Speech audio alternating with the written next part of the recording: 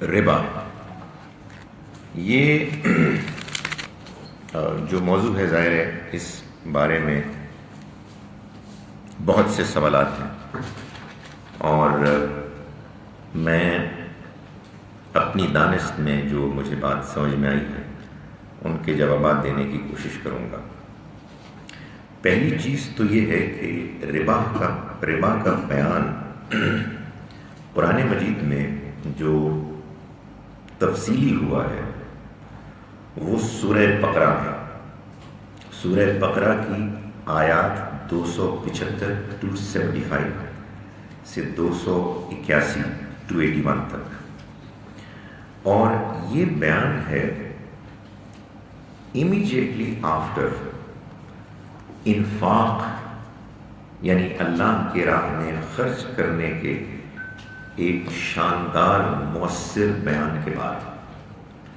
سورہ بقرہ ہی میں آیت نمبر 261 261 سے لے کر 274 274، اس میں اللہ تعالیٰ نے یہ بات بیان فرمائی ہے کہ اللہ کی راہ میں اپنے مال کو خرچ کرنے کے کیا فضائل ہیں، اللہ کے ہاں اس کی کتنی اہمیت ہے، بندوں کی تزکیہ نفس، آخرت کی کامیابی، اللہ کے ساتھ تعلق، بندوں کے ساتھ تعلق میں یہ کتنی غیر معمولی چیز ہے۔ معلوم ہوتا ہے کہ اللہ اپنے بندوں سے جو رویہ چاہتا ہے اس میں ایک بہت اہم رویہ یہ ہے کہ بندے اللہ کے دوسرے بندوں کے ساتھ ہمدردی اور اچھے تعلقات کی نیت سے، ان کی مدد کرنے کی نیت سے، اللہ کو راضی کرنے کے لیے اپنے مال کو خرچ کریں جتنا ایک ان کے لیے ممکن ہے، بغیر ریاکاری کے، بغیر ان لوگوں کو ستائے کہ جن کی وہ مدد کرتے ہیں۔ اس شاندار بیان کے بعد امیڈیٹلی اللہ نے 275 سے 281 آیات میں ربا کو کنڈیم کیا ہے، اس کی مذمت کی ہے۔ یہ قرآن مجید کا سٹائل ہے، انداز پریزنٹیشن، یعنی دو بالکل متضاد چیزوں کو، باتوں کو ایک ساتھ بیان کرنا، تاکہ اس بیک وقت سائملٹینیس بیان سے جو ایک کنٹراسٹ سامنے آتا ہے، جو دونوں کا فرق سامنے آتا ہے، اس سے حقیقت بھی زیادہ نمایاں ہوتی ہے، بات بھی زیادہ سمجھ میں آتی ہے، اور انسان کے اندر ایک طبیعت میں میلان بھی زیادہ پیدا ہوتا ہے۔ چنانچہ ہم دیکھتے ہیں قرآن میں بہت ہے کہ جنت کے بیان کے ساتھ جہنم کا بیان ہوتا ہے۔ ہم دیکھتے ہیں کہ اچھے لوگوں کے، نیک لوگوں کے بیان کے فوراً بعد برے لوگوں کا بیان آ جاتا ہے، اینڈ سو آن۔ یہاں بھی یہی حکمت ملحوظ رکھی گئی ہے کہ جہاں ایک جانب جو چیز مطلوب ہے وہ یہ ہے کہ انسان اللہ کے فضل سے جو کچھ اس نے کمایا ہے اس کا ایک حصہ اللہ کے بندوں پر خرچ کرے، تو دوسری جانب یہ انتہائی ناپسندیدہ بری ایک کمینی حرکت ہے کہ انسان ربا کو حاصل کرنے، ربا کھانے کے عمل میں انوالوڈ ہو جائے۔ یہ مجھے بھی بتانا ہے کہ یہ ہے کیا، اس لیے کہ یہ خود ایک بڑا سوالیہ نشان ہے۔ ربا سے متعلق ایک اور آیت جو قرآن میں آئی ہے وہ سورہ آل عمران، جو نیکسٹ سورہ ہے، اس کی آیت نمبر 130 ہے۔ بس وہ ایک سٹیٹمنٹ ہے، ایک ہی آیت ہے۔ اسی طرح سے ایک اور آیت ہے جو سورہ روم میں ہے، جو 30 سورہ ہے، 30ویں، اس کی آیت نمبر 39 ہے، 39۔ یہ تو قرآن میں جہاں ان کو بیان کیا گیا ہے۔ اب میں ایک مختصر یہ تبصرہ کر رہا ہوں کہ اللہ نے ربا کو کہیں ڈیفائن نہیں کیا ہے. قرآن مجید کوئی بک آف ڈیفینیشنز نہیں ہے. قرآن نے چوری کو بھی ڈیفائن نہیں کیا ہے. کل شاید سوال ہوا تھا کہ زنا کو بھی ڈیفائن نہیں کیا ہے. یہ معلوم الفاظ ہیں، ان کے مفاہیم میننگز معلوم ہیں.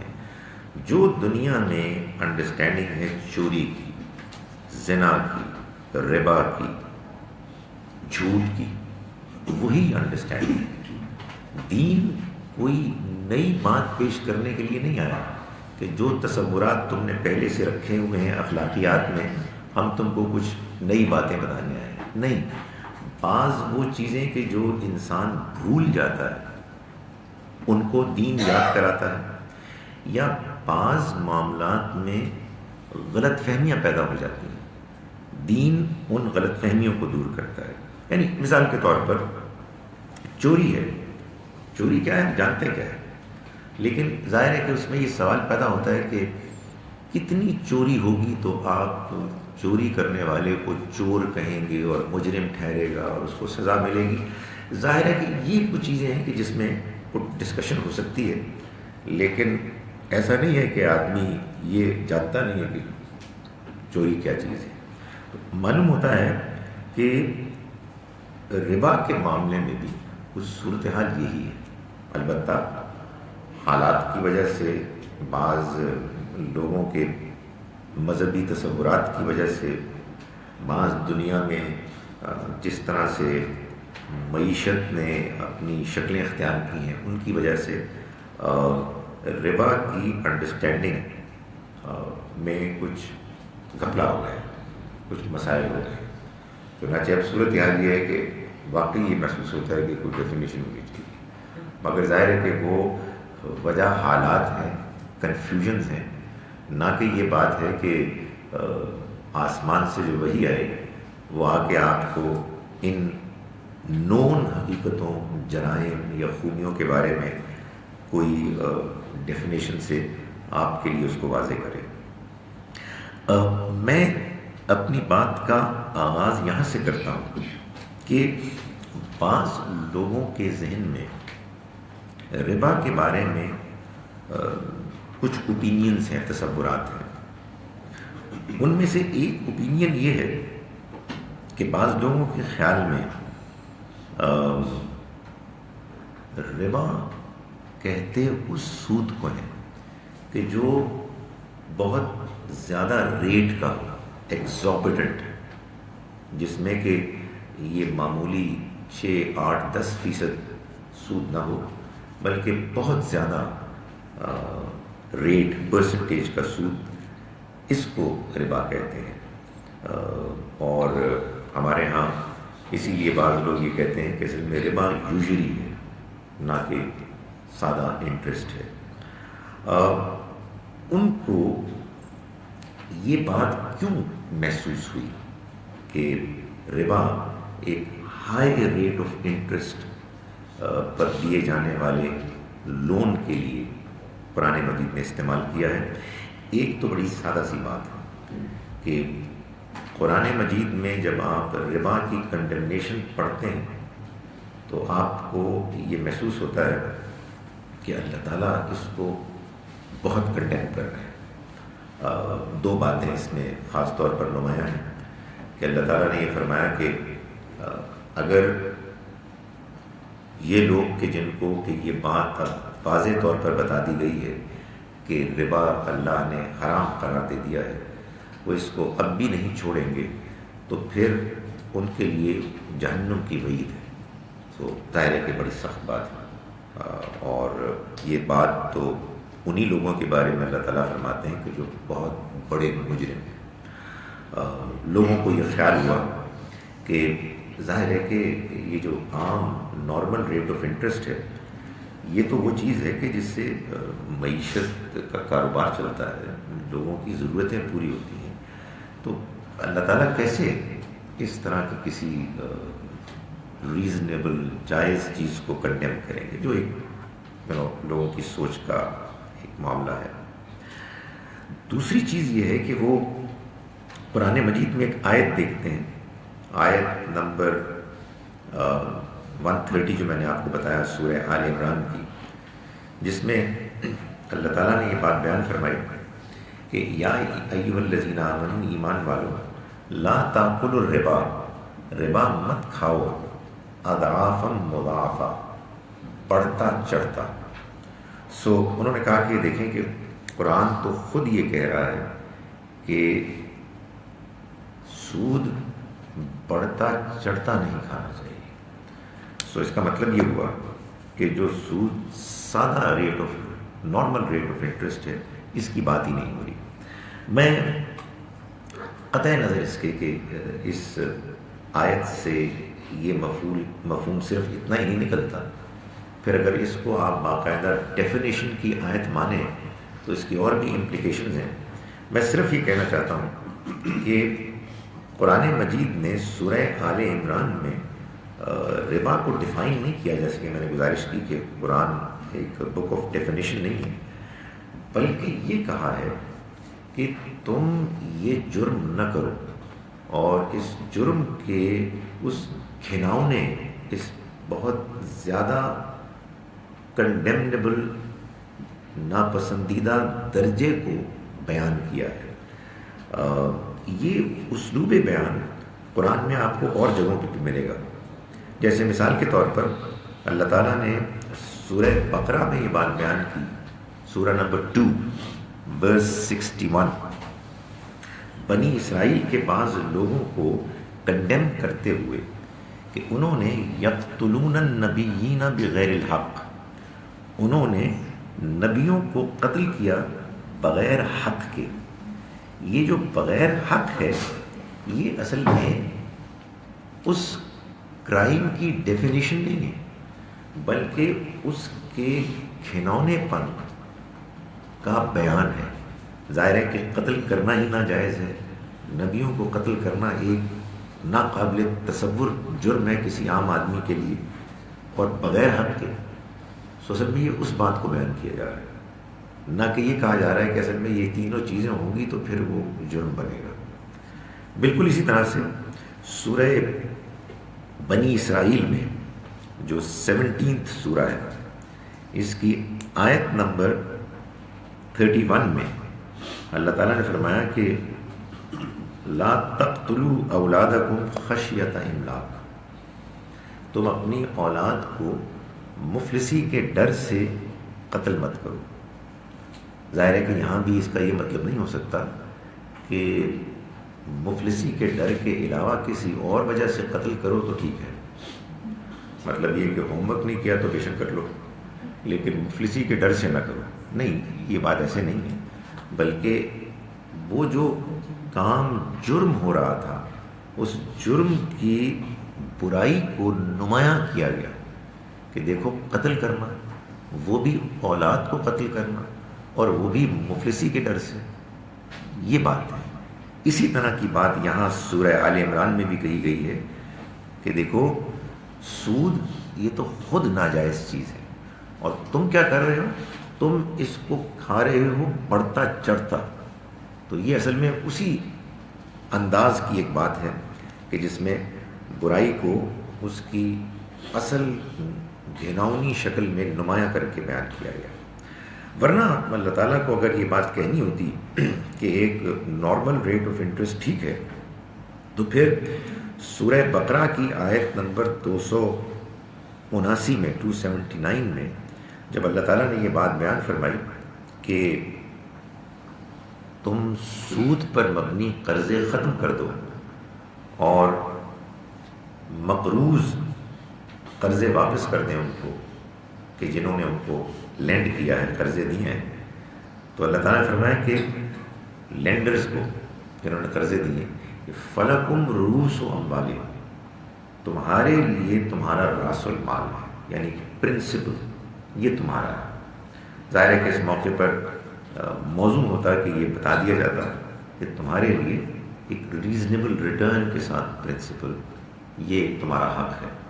تو اس بارے میں یہ ایک غلط فہمی ہے جو لوگوں کو لاحق ہوئی کہ ربا سے مراد عام سود نہیں ہے بلکہ بڑھتا چڑھتا سود ہے۔ اسی طرح کی ایک دوسری اوپینین ہے جو بعض لوگوں کے ہاں موجود ہے۔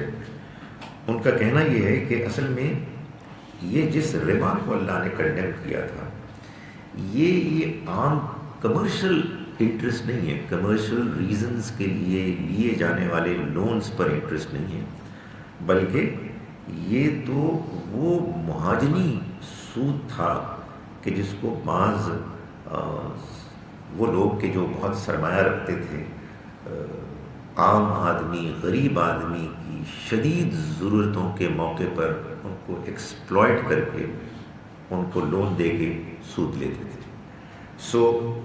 ان کا خیال یہ ہے کہ یہ چنانچہ کنزمپشن لونز پر جو سود لیا جاتا ہے، خاص طور پر وہ لونز کے جو ضرورت کے لیے لیے جاتے ہیں، غریب والدین ہیں، بیٹی کی شادی کرنی ہے، ایجوکیشن کرانی ہے، ہسپتال کا خرچہ ہے، سو آن۔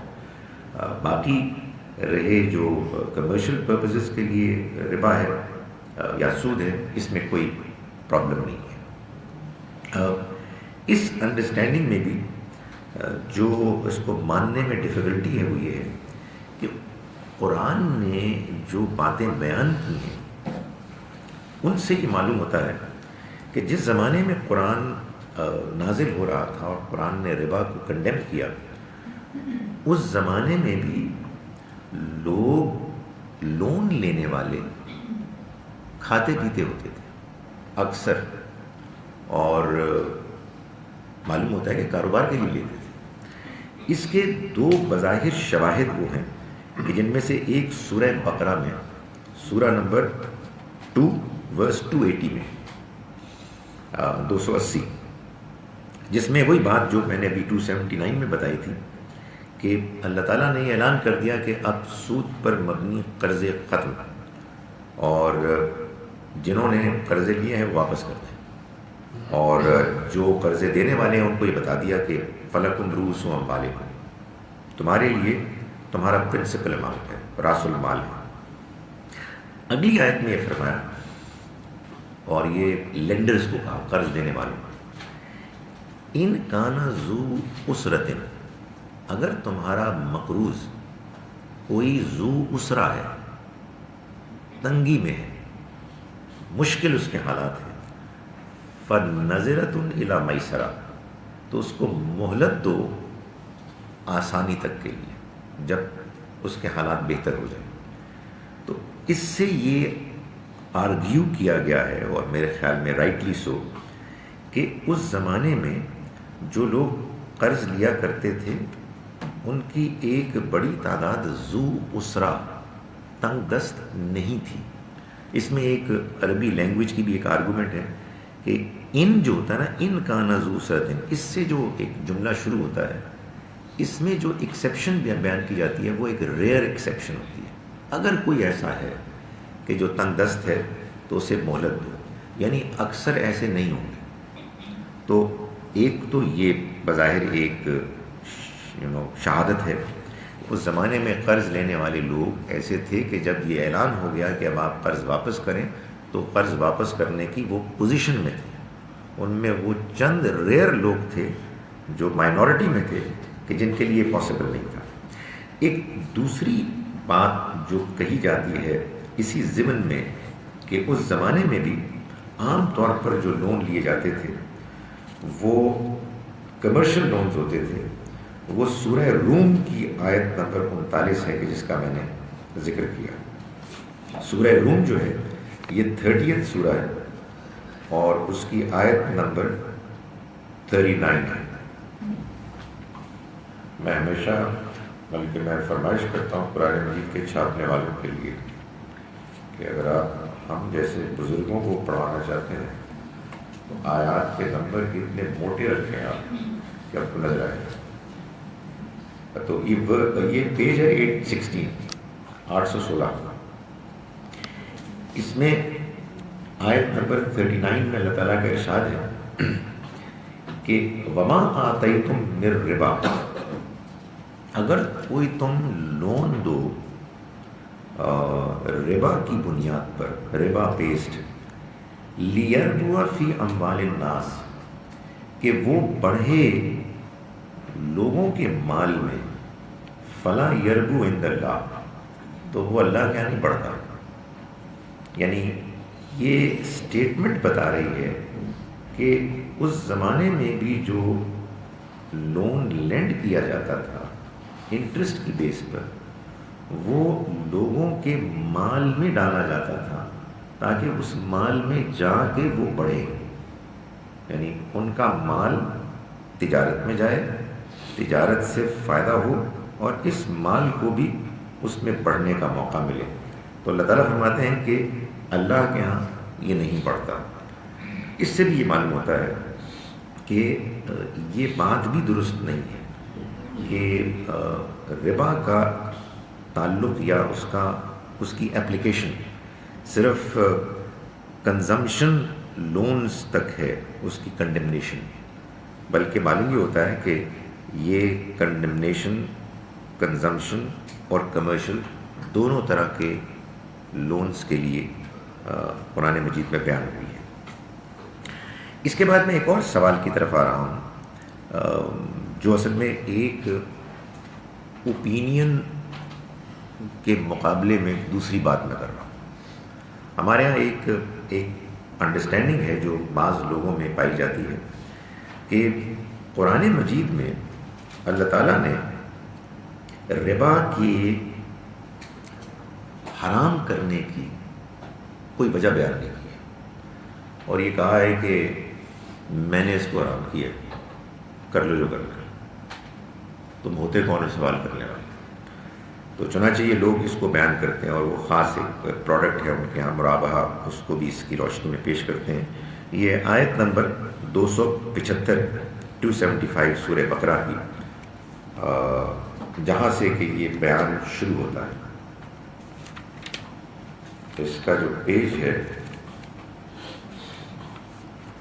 وہ ہے 275 94. اس میں اللہ تعالیٰ فرماتے ہیں کہ الذین یأکلون الربا، وہ لوگ کہ جو سود کھاتے ہیں، لا یقومون، وہ نہیں کھڑے ہوں گے یعنی قیامت کے روز، الا کما یقوم الذی یتخبطہ الشیطان من المس، سوائے اس شخص کی مانند کہ جس کو شیطان نے اپنی چھوٹ سے دیوانہ کر دیا. ذالک بانہم قالوا انما البیع مثل الربا، یہ اس وجہ سے ہے کہ انہوں نے کہا کہ بیع تجارت بھی تو ربا ہی کی مانند ہے.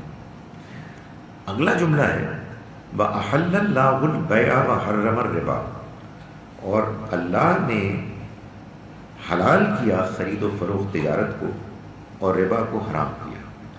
تو ہمارے ہاں لوگ یہ کہتے ہیں کہ یہ اصل میں اللہ تعالیٰ کا جواب ہے کہ انہوں نے یہ اعتراض کیا، اعتراض کرنے والوں نے، کہ آخر فرق کیا ہے؟ تجارت، کاروبار، ربا ایک ہی طرح کی تو چیزیں ہیں. تو اللہ تعالیٰ نے کہا کہ رک جاؤ، اللہ نے حلال کیا ہے تجارت کو اور اللہ نے حرام کیا ہے ربا، یہ میرا حکم ہے. گزارش یہ ہے کہ ایک تو یہ کہ اللہ تعالیٰ اس طرح کی باتیں کرتے ہیں، ہر جگہ جو بات بیان کی ہے، جو حکم دیا ہے اس کی وجہ بیان کی ہے. تو نسبتاً ایک کمپلیکیٹڈ چیز میں جس میں سوال زیادہ سیریس تھا تو اس میں ڈانٹ دیا کہ تم ہوتے کون ہو. یعنی آپ کو نماز کا حکم دیا تو یہ بتایا کہ نماز پڑھو میری یاد کے لیے، آپ کو روزے کا حکم دیا تو بتایا کہ تقوی اختیار کرنے کے لیے، تقوی کی آفزینش کے لیے. قانون وراثت کو بیان کیا تو اس میں بتایا کہ اس کی وجہ میں نے کیوں اختیار کی ہے کہ یہ اس طرح کا فارمولا ہے اور اس میں ڈسٹریبیوشن کے مختلف پروپورشنز ہیں. ہر جگہ یہ بتایا. تو یہ کیوں ایک ایسی ایکسیپشن ہوگی کہ جس میں سوال بھی بظاہر بنتا تھا کہ بھائی ہم کاروبار کرتے ہیں، اس میں انٹرسٹ کا ایک رول ہے. تو اللہ کہا کہ گیٹ لاسٹ، میں نے میں نے اس کو حرام کیا. نہیں، یہ ایسے نہیں ہے، بلکہ سچی بات ہے کہ اس کا جو دوسرا اور ایک اور بات ہے، اس طرح کے موقع پر جب اللہ تعالیٰ کو اسٹیٹمنٹ دیتے ہیں تو عام طریقہ قرآن کا یہ ہے کہ پھر اللہ تعالیٰ فرماتے ہیں قل، ان کو بتا دو، ٹیل دو. یہ بھی نہیں ہے یہاں. تو معلوم ہوتا ہے کہ جو ترجمہ یہ کیا گیا ہے وہ زیادہ صحیح ہے کہ یہ اعتراض کرنے والوں کے اعتراض کا حصہ ہے. یعنی یہ جملہ جاری ہے کہ انما البیع مثل الربا، خرید و فروخت بھی تو ربا کی مانند ہے. وَأَحَلَّ اللَّهُ الْبَيْعَ وَحَرَّمَ الرِّبَا. عجیب بات ہے کہ اللہ نے بیع کو حرام کیا، بیع کو حلال کیا اور ربا کو حرام کیا. یہ اس طرح کی بات ہے، اس میں ایسا نہیں ہے کہ اللہ نے اس بات کو بیان کیا ہے کہ میں اس کا کوئی جواب نہیں دوں گا، بس میں نے اس کو حرام کیا ہے.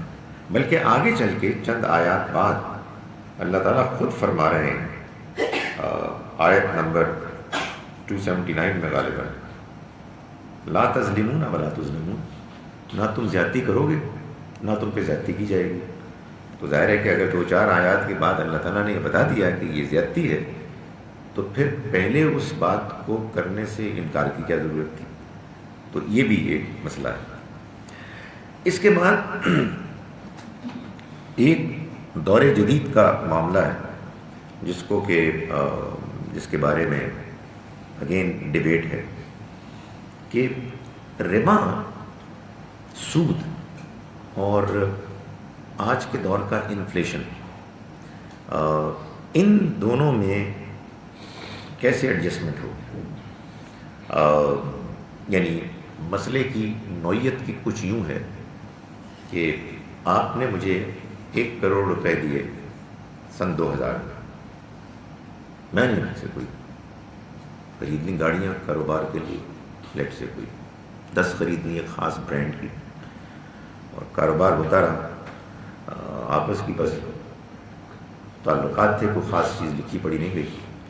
تو سن 2017 میں نے کہا کہ میں آپ کو 1 کروڑ واپس کر دیتا ہوں. تو اس سے تو شاید کوئی 4 گاڑیاں بھی نہیں آئیں گی، اور وہ اس موقع پہ تسلی تھی. تو یہ ایک ریالٹی ہے کہ آپ کی یہ جو روپیہ، پیسہ، کرنسی نوٹس، فیٹ منی ہے جس سے کہ ہم آج کل معاملات کرتے ہیں، ان کی پرچیزنگ پاور میں تبدیلی آتی ہے، بالعموم کمی ہوتی ہے. چنانچہ جو چیز اصل میں انصاف پر مبنی ہے وہ یہ ہے کہ جب کوئی قرض دینے والا قرض دے تو دونوں فریقین یہ طے کرے کہ جو چیز دی جا رہی ہے اس کی کیا ویلیو ہے، اور واپسی پر اسی کا تقاضا کیا جائے. ظاہر ہے کہ اگر کسی کو کسی پر احسان کرنا ہے وہ اور بات ہے، وہ کرنا چاہیے. لیکن اگر آپ ایک فیئر بات کرتے ہیں تو پھر اس میں انفلیشن کا ایفیکٹ، اس کو ملحوظ رکھنا یہ معلوم ہوتا ہے کہ ضروری ہے. ویسے بھی احادیث میں جو بات بیان ہوئی ہے، جس میں کہ بعض پہلو وہ ہیں کہ جو میں ڈسکس نہیں یہاں کروں گا اس لیے کہ وہ ہمارے موضوع سے متعلق نہیں. نبی اکرم صلی اللہ علیہ وسلم نے اس بات کو بیان فرمایا کہ جب تم سونا دو تو وہی سونا واپس لو، وہی وزن، وہی کوالٹی. جب تم چاندی دو وہی چاندی واپس لو، وہی وزن، وہی کوالٹی. اس لیے کہ اس میں اگر کچھ فرق ہوا تو یہی ربا ہے. یہ میں ظاہر ہے کہ اس کے تفصیل سے نہیں جاؤں گا. اس کے نتیجے میں ہمارے یہاں ایک بہت ہی عجیب و غریب اور کمپلیکیٹڈ ایک انڈرسٹینڈنگ وجود میں آئی ہے، جس پر الگ سے یہ ریسرچ ہونی چاہیے کہ کیسے وجود میں. اس میں کوئی شک نہیں ہے کہ اس میں حدیثوں کے بیان میں پرابلم ہوئی، لیکن بہرحال وہ انڈرسٹینڈنگ وہ ہے کہ جس کو ربا الفضل کہتے ہیں، جس کے مطابق ہمارے ہاں یہ لوگ کہتے ہیں کہ جب آپ کسی کو سونا دیں تو وہی سونا واپس لیں، وہی کوالٹی، وہی وزن، اور دست بدست اسپاٹ. تو بندہ کہتے ہیں یہ ہوگا، مطلب واٹ از دا پرابلم، واپس کر دو. تو خیر یہ ظاہر ہے کہ یہ ایک انڈرسٹینڈنگ کی پرابلم ہے. یہ قرض کے معاملے میں یہ بات ہوئی ہے, اس کا کوئی تعلق اسپاٹ ایکسچینج سے نہیں ہے.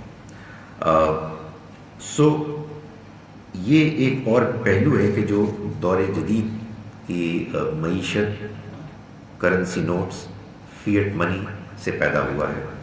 اور حقیقت یہ ہے کہ ہمارا جو روپیہ جس کو ہم کہتے ہیں, جو پیسے ہیں, ڈالرز, پاؤنڈز, وٹ ایور, یہ ہم ان کی اپنی ظاہری شکل, کوئین کی تصویر یا قائد اعظم کی تصویر کی وجہ سے نہیں لیتے, یا کاغذ کی کوالٹی کی وجہ سے نہیں لیتے. سچی بات یہ ہے کہ یہ کاغذ تو ہمارے ٹیشو پیپر سے بھی زیادہ, سے بھی کم کوئی کارآمد ہے. اس کی ایک ہی وجہ ہوتی ہے اور وہ اس کی پرچیزنگ پاور ہے. جو یہ خرید سکتے ہیں اسی کے لیے ہم لیتے ہیں. تو اس لیے اس چیز کا لحاظ رکھنا ضروری ہے. یہ ہے ظاہر ہے کہ عملاً ایک کمپلیکیٹڈ چیز, لیکن بہرحال جب ایک اصول طے ہو جاتا ہے تو پھر کمپلیکیشنز نہیں رہتی, اس میں آسانیاں پیدا کی جا سکتی ہیں. اصولی طور پر یہ بات سمجھ لینی چاہیے. اس کے بعد ایک اور اہم سوال ہے, اور وہ ہے ربا اور کرائے میں فرق. ہمارے ہاں بعض لوگ دونوں کو مکس اپ کرتے ہیں, جس کے نتیجے میں بعض لوگوں کا تو کہنا یہ ہے کہ چونکہ کرایہ جائز ہے اور ربا بھی کرائے ہی کی نوعیت کی چیز ہے تو وہ بھی جائز ہے. اور بعض دوسرے لوگ کہتے ہیں کہ چونکہ ربا اور کرایہ ایک ہی طرح کی چیز ہے, ربا حرام ہے, کرایہ بھی حرام ہے. سو گزارش یہ ہے کہ دونوں میں فرق یہ ہے کہ ربا یا سود یہ ان اشیاء پر لیا دیا جاتا ہے جن کی نوعیت یہ ہے کہ جب آپ اس کو استعمال کرتے ہیں تو وہ استعمال کے نتیجے میں ختم ہو جاتا ہے, غائب ہو جاتا ہے, ڈسپیئر ہو جاتا ہے, ایگزاسٹ ہو جاتا ہے. جیسے پیسہ آپ لیتے ہیں, آپ اس کو خرچ کر لیتے ہیں, تو خرچ کرتے ہیں تو ختم ہو جاتا ہے. اسی طرح سے گندم ہے اور چیزیں ہیں. اس کو آپ جس سے آپ نے قرض لیا ہے واپس دینے کے لیے دوبارہ ریپروڈیوس, ریکریٹ کرنا پڑتا ہے. ہم سب جانتے ہیں, کاروبار جو لوگ کرتے ہیں وہ اچھی طرح سے جانتے ہیں کہ جب آپ کاروبار کرتے ہیں تو نقصان کے بہت سے امکانات ہوتے ہیں. وہ امکانات کہ جو اس کے باوجود ہوتے ہیں کہ آپ نے محنت بھی کی, آپ نے دیانتداری سے کام بھی کیا اور آپ کی پلاننگ بھی ٹھیک تھی, مگر آپ کی تمام تر کوششوں کے باوجود آپ کے اپنے اختیار سے باہر ایسے فیکٹرز ہوتے ہیں کہ جو آپ کو نقصان سے دوچار کر دیتے ہیں. تو اس وجہ سے اس ایگزاسٹ, ختم ہونے والی رقم کو, شے کو دوبارہ ریپروڈیوس کرنا 100% سرٹن نہیں ہے, لازم نہیں ہے. ہو بھی سکتا ہے, نہیں بھی ہو سکتا. جبکہ ایک دوسری کیٹیگری ہے ایسٹس کی جن کی نیچر ایسی ہے کہ اگر آپ ان کو استعمال کریں گے تو وہ موجود رہیں گے.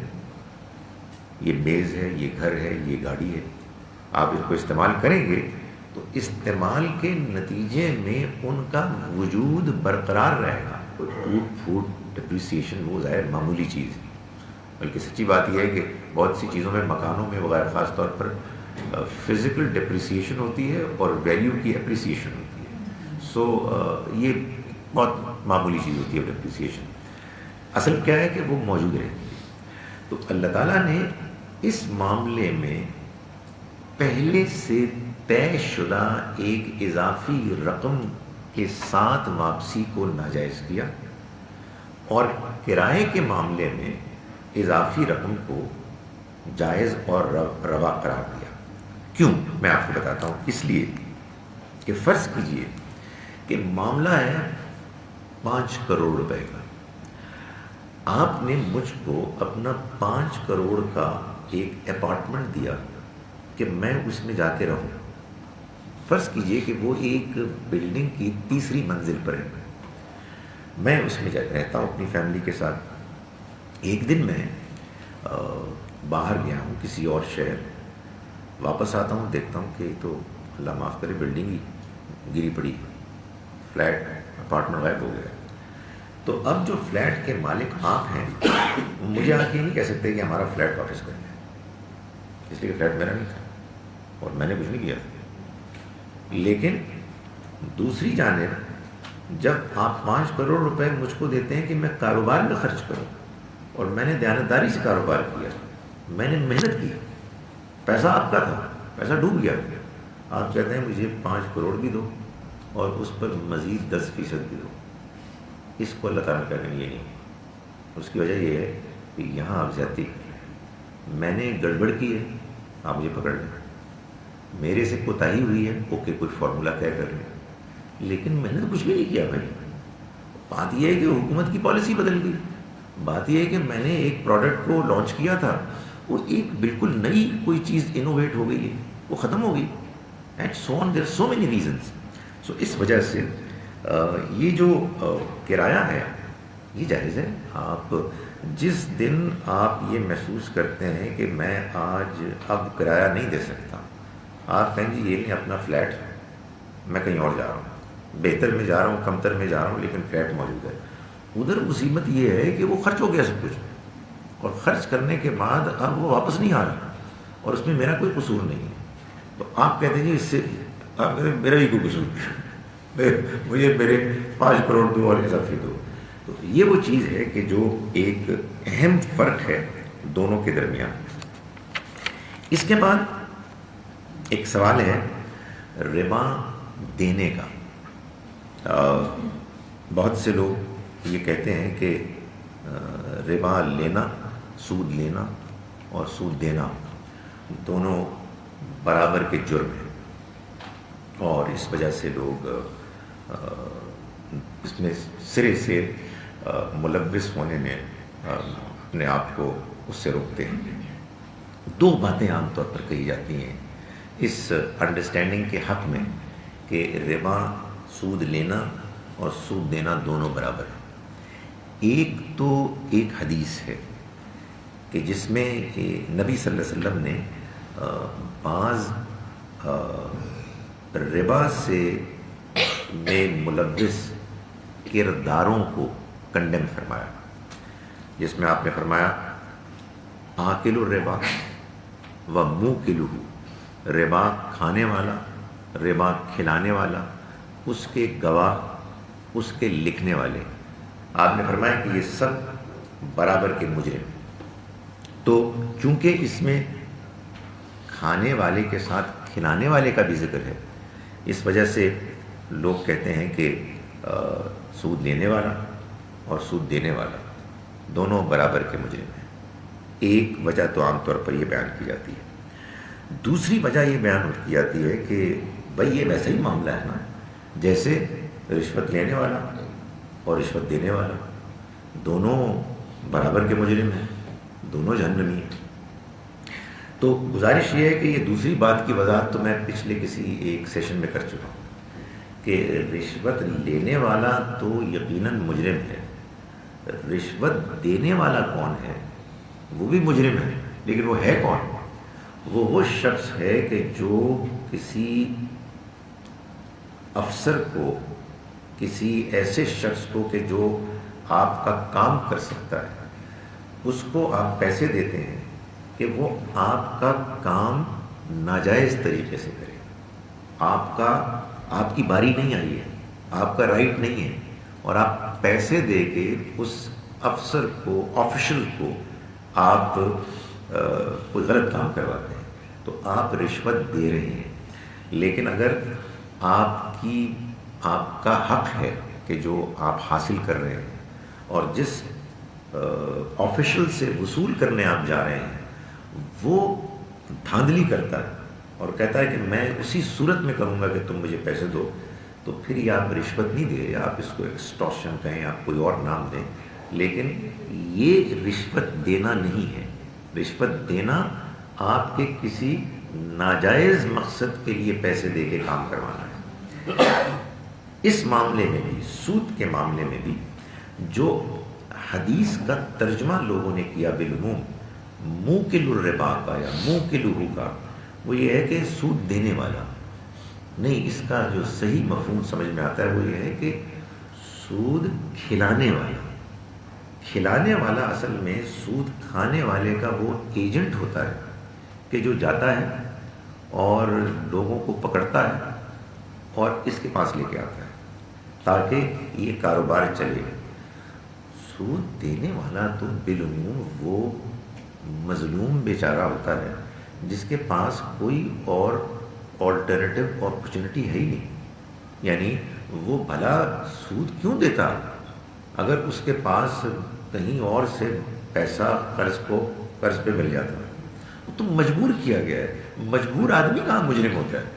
مجبور آدمی تو مجبور ہے۔ یہ اللہ تعالیٰ کی ساری ناراضی، سارا غصہ ہے ہی اس بنیاد پر کہ تم ان لوگوں کو ایکسپلائٹ کر رہے ہو کہ جو لوگ ضرورت مند ہیں، چاہے ان کی ذاتی ضرورت ہے چاہے کاروبار کی ہے، اور تم ان کو ایک ایسی ڈیل میں باندھ رہے ہو کہ جو انفیئر ڈیل ہے۔ سو اس وجہ سے اور قرآن مجید میں آپ دیکھیں گے جہاں کہیں بیان ہے کنڈیمنیشن کا، وہ یہ ہے کہ الذین یاکلون الربا، وہ لوگ کہ جو سود کھاتے ہیں، اس میں دینے والے کا ذکر نہیں ہے۔ اب یہ دو تین چیزیں ہیں جو پریکٹیکل ہیں۔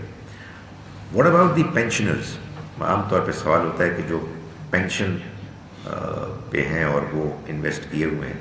دیکھیں ایک موٹی سی بات تو یہ ہے کہ اگر کوئی شخص مجبور ہے اور اس کے پاس کوئی اور چارہ کاری نہیں ہے، تو یہ اللہ رب العزت نے قرآن مجید میں کئی جگہوں پہ بات بیان فرمائی ہے کہ اگر کوئی شخص مجبوری کے عالم میں ریلکٹنٹلی بادر ناخواستہ کوئی ایسا کام کرتا ہے کہ جو عام حالات میں ناجائز ہے، اور وہ کرتا بھی مجبوری کے عالم میں جو انسان کے جذبات ہوتے ہیں ان کے ساتھ، اور بس اتنا جتنا کہ اس کی ضرورت ہے، فإن اللہ غفور رحیم، تو اللہ معاف کرنے والا ہے، رحم کرنے والا ہے۔ سو اگر فرض کیجئے کہ کچھ ایسے لوگ ہیں کہ جن کے پاس کوئی آلٹرنیٹو نہیں ہے، تو اس صورت میں ان کو اگر اس انٹرسٹ بیسڈ کچھ ریٹرنز پر انحصار کرنا پڑتا ہے، تو امید ہے کہ ان کے معاملے میں یہ چیز جرم نہیں سمجھی جائے گی۔ اسی میں ایک اور سوال پیدا ہوتا ہے کہ حکومت کی طرف سے جو سکیمز ہوتی ہیں، national saving schemes, defence saving certificate, بہبود ایٹسیٹرا، اس میں ظاہر ہے کہ مختلف اوپینینز ہیں۔ میری بڑی آرڈنری اوپینین یہ ہے کہ یہ بھی ویسی ہی چیز ہے۔ میں اس کی وجہ یہ سمجھتا ہوں کہ حکومت بھی ایک بہت بڑا انسان ہے، وہ بھی اس کے بھی اپنا ایک سسٹم ہے، اس کا ایک بہت بڑا پول ہے جس میں کہ وہ پیسے لیتے ہیں اور پھر دیتے ہیں۔ سو آپ جو ان کو اپنے پیسے دیتے ہیں وہ اس سے خرچ کرتے ہیں تنخواہوں پر، ڈیولپمنٹ، ڈیفنس ایٹسیٹرا، اور آپ کو واپس کیسے کرتے ہیں؟ آپ ہی پر ٹیکس لگا کر، آپ ہی سے وصول کر کے۔ سو آپ اس میں اضافہ کر دیں، انٹرسٹ میں، سیونگ اسکیم میں، ادھر سے وہ اور اضافہ کر دیں گے۔ سو بنیادی طور پر ایسا نہیں ہے کہ وہ کوئی آپ کی مدد کر رہے ہیں۔ اگر آپ کی وہ مدد کریں تو پھر it should not be based on your investment. مدد تو ہونی چاہیے انسان کی ضرورت کے مطابق، یا انسان نے جو اپنی سروس رینڈر کی ہے، آپ نے جو خدمت کی ہے، تو ریٹائرمنٹ کے بعد as a matter of right آپ کو ملنا چاہیے۔ لیکن جب آپ کی انویسٹمنٹ کی بنیاد پر آپ کو ریٹرنز ملتی ہیں حکومت کی جانب سے ایک خاص پرسنٹیج کی شکل میں، اس میں مجھے معلوم ہے کہ اور اوپینینز بھی ہیں، لیکن سچی بات یہ ہے کہ اس پہ بھی اطمینان نہیں ہوتا، اس لیے کہ یہ اپنی نوعیت کے لحاظ سے اسی طرح کی چیز لگتی ہے۔ اس میں جو چیز عام طور پر لوگ ایکسپلور نہیں کرتے وہ یہ ہے کہ ہمارے ہاں کچھ اچھے متبادل انویسٹمنٹ کے ایونیوز بھی ہیں۔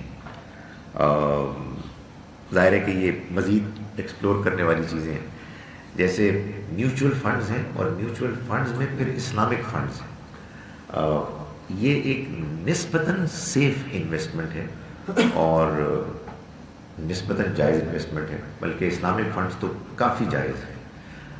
یعنی اس میں تو وہ یہ کرتے ہیں کہ میوچول فنڈز میں جو شیئرز ہیں بینکس وغیرہ کے ان کو بھی نہیں رکھتے، اور وہ آفر کرتے ہیں انویسٹرز کے لیے ریٹرنز۔ وہ کتنی ہوتی ہیں اس میں ایک پرابلم یہ ہوتی ہے کہ وہ منتھلی بیسس پہ نہیں دیتے۔ کیوں نہیں دیتے؟ وہ کر سکتے ہیں، لیکن اگر نہیں دیتے تو آخر اس میں کیا حرج ہے کہ آپ 6 مہینے بعد وصول کریں اور اس کو 6 مہینے کا ایک بجٹ بنا لیں یا سال بھر کے لیے بنا لیں۔ بٹ یہ ایک ہے ایک امکان۔ اس کے علاوہ بھی بہت سے امکانات ہیں، مگر ایسے امکانات اکانومی میں موجود ہوتے ہیں۔ اسلامک بینکنگ پہ میں کو بہت زیادہ تبصرہ نہیں کرنا چاہتا۔ اس کے کچھ اچھے پہلو بھی ہیں اور کچھ برے پہلو بھی ہیں۔ اس میں کوئی شک نہیں ہے کہ انویسٹمنٹ جن بزنسز میں کی جائے ان کے بارے میں یہ خیال رکھا جائے کہ بزنس کی نیچر میں کوئی خامی، خرابی، برائی تو نہیں ہے، یہ ایک اچھی بات ہے، یہ ایک امپورٹنٹ چیز ہے۔ لیکن اسلامک بینکنگ نے ایک تو بینکنگ میں اسلام کا نام ڈال کر، مجھے لگتا ہے کہ کچھ وہ ایموشنلی لوگ اس کی طرف مائل ہوتے ہیں۔ کسی کی نیت پر تو میں سورہ حجرات کے لیکچر کے اگلے دن ہی حملہ نہیں کر سکتا، 2-4 دن تو مجھے دیں آپ۔ تو میرا خیال ہے کہ کسی کی نیت میں نہیں شک کرنا چاہیے، آنیسٹلی میں نہیں کرتا۔ میں جتنے بھی اسلامک بینکنگ کرنے والے میں سمجھتا ہوں اچھی نیت کے لوگ ہیں، میں ان کے اوپر یہ الزام نہیں لگا رہا کہ وہ کوئی جان بوجھ کے کام کر رہے ہیں، لیکن جو ظاہر میں ہے وہ چیز اس کو ڈسکس کرنی چاہیے کہ یہ کوئی اور آپ نام رکھ دیتے ہیں۔ جب آپ اسلام کا نام لیتے ہیں تو پھر آپ اصل میں اسلام کو پیش کر رہے ہیں، تو یار خدا کے واسطے اس میں آپ نے اگر کوئی گڑبڑ کی ہوئی ہے یا کوئی فضول کام کیے ہیں تو اسلام کو تو اسپیئر کریں گا۔ سو ایک بڑی پرابلم ہے۔ دوسرا یہ ہے کہ اس میں ان کے جو شریعہ ایڈوائزرز اور ان لوگوں کا اپنا ایک سسٹم ہے، پھر ان کی اپنی ایک سوچ ہے، پھر ان کی اپنی ایک اپروچ ہے، جس میں کہ دوسرے آئیڈیاز ایکوموڈیٹ نہیں ہو پاتے، مشہور ہو جاتی ہیں۔ طالب علموں کے لیے اسلام ہے ہی نہیں۔ مثال کے طور پر اسلامک بینکرز اور اسلامک اکانومسٹس، یہ 2 کیٹیگریز ایکسپرٹس کی وجود میں آ گئی ہیں۔ وہ اس بات پر بہت زور دیتے ہیں کہ اصل میں اسلام نے اس بات پر ایمفسائز کیا ہے کہ آپ ریئل کموڈیٹیز میں بینکنگ اب اسلام کے آئیڈیلز کے قریب آ رہی ہے۔ ظاہر ہے بڑا دعویٰ، میں ایک مختصر بات اس میں کروں گا۔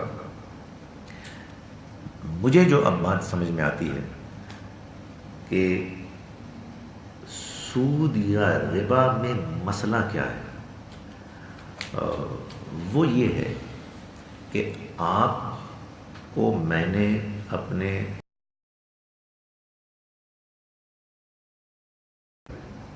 اور آپ اس میں سے مجھ کو ریٹرنز دیتے ہیں، خود بھی آپ منافع کما رہے ہیں، کچھ مجھے بھی دیتے ہیں، وہ ویریبل ہے، وہ فکسڈ ہے، اس سے کوئی فرق ہی نہیں پڑتا۔ جیسے ہم ایگری کریں، جیسے ہمارے لیے کنوینئنٹ ہو۔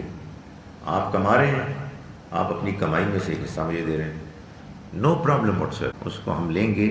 جو ظاہر ہے کہ اس کے بارے میں انفلیشن والا کے بارے میں ڈسکشن الگ ہے، اس کے علاوہ ایک پائی نہیں لیں گے۔ مجھے جو بات سمجھ میں آئی ہے وہ یہ ہے کہ اس کے بعد ایک پائی اضافے کا مطالبہ، یہ زیادتی ہے، اس کو خدا پسند نہیں کرتا۔ یار تم کو معلوم ہے کہ اس کو نقصان ہوا ہے اور تم کہتے ہو کہ مجھے اس سے کوئی دلچسپی نہیں ہے۔ اچھا سودی معاہدے میں کیا پرابلم ہے؟ سودی معاہدے میں پرابلم یہ ہے کہ یہ بات پہلے سے طے ہوتی ہے کہ جناب آپ نے مجھے اگلے 10 سال ہر سال اتنی اماؤنٹ دینی ہے، جبکہ یہ بات معلوم ہوتی ہے کہ بعض اوقات نقصان ہو سکتا ہے، تو آپ اس کو ٹھیک کر دیں، تو پھر اس کے بعد کوئی بہت لمبی چوڑی پرابلم نہیں ہے۔ اسلامک بینکنگ نے جو سب سے بڑی میرے خیال میں جو مشکل پیدا کر دی ہے وہ یہ ہے کہ اب ہمارے لیے جو عام کمرشل نان اسلامک کہیں جو بینکرز ہیں، ان کے ساتھ یہ گفتگو نہیں ہو پاتی، کیونکہ معلوم ہوتا ہے کہ اسلام کچھ اور ہی دنیا کی بات کر رہا ہے۔ نہیں، معلوم یہ ہوتا ہے کہ یہ ایک فیکٹر ہے کہ جس کو ایلیمنیٹ کرنا ہے۔ اور ایک زمانہ تھا جب ہم اکنامکس پڑھتے تھے تو اس میں یہ بتایا جاتا تھا کہ 4 فیکٹرز آف پروڈکشن ہوتے ہیں: لینڈ، لیبر، کیپٹل، انٹرپرینیور۔ سو لینڈ کا ریٹرن رینٹ ہے، انٹرپرینیور کو پروفٹ ملتا ہے، اور لیبر کو ویج ملتی ہے، اور کیپٹل کو انٹرسٹ ملتا ہے۔ As simple as that. یہ آپ کو انٹرسٹ سے کیا پرابلم ہے؟ سو وہ اتنا نیٹ پریزنٹیشن ہوتی تھی کہ آدمی کو شرمندگی ہوتی تھی کہ یار یہ بات تو making a lot of sense, لیکن حقیقت یہ ہے کہ اسی کچھ عرصے میں ہم نے یہ دیکھا کہ وہی لوگ جو اتنے زوردار طریقے سے بات کرتے تھے، اب وہ یہ کہتے ہیں کہ نہیں، جو ڈیفالٹ کرنے والا ہے اس کو دیکھا جائے گا کہ اگر اس کی ڈیفالٹ کرنے کی کوئی وجہ ہے جینوئن تو ہم اس کو ریلیف دیں گے۔ تو گزارش یہ کہ یہی تو اللہ بھی کہہ رہے ہیں، اللہ تعالیٰ یہ تو کہہ رہا ہے کہ آپ کو یہ کوئی حق حاصل نہیں ہے کہ اگر کسی شخص نے کا نقصان ہوا ہے ایسے کہ وہ اس نقصان میں کوئی اپنی کوتاہی یا اپنی بے ایمانی کی وجہ سے اس میں شریک اس کا وجہ نہیں بنا، تو پھر آپ کو لازماً اس کو ریلیف دینا ہے اور سوائے اس کے پرنسپل اماؤنٹ کے کوئی مطالبہ نہیں کرنا۔ میں نے یہاں لکھا تھا کہ واٹس رانگ ود ربا، تو میرا خیال ہے کہ میں نے اس کو بتا دیا کہ اصل میں یہ وہ مینٹیلٹی ہے کہ جس کو اللہ تعالیٰ نے کہا کہ یہ میں قبول نہیں کر سکتا۔ بندہ مومن یہ نہیں کرے گا کہ وہ کہے گا جی کہ میرے آپ پیسے لیں اور کاروبار میں لگائیں، مجھے ریٹرنز دیں، جتنے مرضی دیں، وہ تو ظاہر ہے کہ کمرشلی جو بھی ایک میوچول انڈرسٹینڈنگ سے ہوگا، لیکن آپ کو نقصان ہوئی اس کو دلچسپی نہیں۔ بھائی بات یہ ہے کہ وہ جو اپارٹمنٹ کا اونر تھا پھر تو وہ بھی کہہ سکتا ہے جی کہ میں کیا کروں گا، میں تو تمہیں دیا تھا استعمال کے لیے، تو تمہارے زیر استعمال وہ اپارٹمنٹ تباہ ہوا ہے، تو میرے اپارٹمنٹ واپس ہو، یہ بھی کرنا چاہیے۔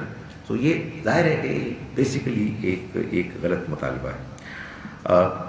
آخر میں ایک چیز جو پہلے بیان کر چکا ہوں اس کو میں ایک مرتبہ پھر دوبارہ ریٹریٹ کر رہا ہوں، وہ ہے ہمارے دین میں جو بات بیان کی گئی ہے وہ یہ ہے کہ اس کے تعلیمات کے 2 حصے ہیں، 2 پہلو ہیں، ایک الکتاب اور ایک الحکمہ۔ الحکمہ کیا ہے؟ اخلاقیات، وہ ایتھیکل پرنسپلز کہ جو تمام انسان بائی اینڈ لارج موٹا موٹا شیئر کرتے ہیں، اور اس کے ساتھ وہ ایمانیات کہ جو ان اخلاقیات کو کائنڈ آف جسٹیفائی کرتے ہیں، جو ان کو سپورٹ کرتے ہیں۔ اور پھر ایک چیز ہے الکتاب یعنی شریعت، کہ انسان کے اخلاقی انڈرسٹینڈنگ میں، اپریسیشن میں، جب وہ عملی زندگی میں ان کو اپلائی کرتا ہے تو بہت سے ایسے سوالات پیدا ہو جاتے ہیں جن میں ڈفرینس آف اوپینین ہو جاتا ہے، اختلاف ہو جاتا ہے۔ اللہ نے ان میں سے بعض، ناٹ آل، چند میں اپنا فیصلہ سنایا، اور اس کو آپ الکتاب کہتے ہیں، شریعت کہتے ہیں۔ ربا کی حرمت بھی انہی معاملات میں سے ایک معاملہ ہے۔ میں نے آپ کو مثال کے طور پر بتایا تھا سور کی حرمت کے بارے میں۔ اس وجہ سے اس کو ہم سمجھ اور سمجھا سکتے ہیں، لیکن یہ ہے خدا کا فیصلہ جس کی وجہ سے ہم اس کو مان رہے ہیں. کوئی اپالوجی نہیں ہے، بات کلیئرلی سمجھ میں آتی ہے، لیکن ظاہر ہے کہ دوسرے تک ہم یہی بات بیان کریں گے. یہ بات میں اس لیے کر رہا ہوں کہ حکمت تو اس سے پہلے، یعنی ربا اور سود سے ہمیں ہر حال میں بچنا ہے، لیکن کاروباری بے ایمانی، کاروباری ظلم، کاروباری زیادتی، اس سے تو اس سے بھی پہلے بچنا ہے. ہمارے یہاں یہ مشکل پیدا ہو گئی کہ لوگ شریعت کو تو بعض لوگ اپریشیٹ کرنا شروع ہو گئے، اس پر بہت زیادہ ایمفسائز کرنا شروع کر دیا انہوں نے، لیکن جو شریعت سے بھی پہلے حکمت ہے، اخلاق ہے، جو آبویس چیزیں ہیں، ان کو لوگوں نے اگنور کرنا شروع کر دیا.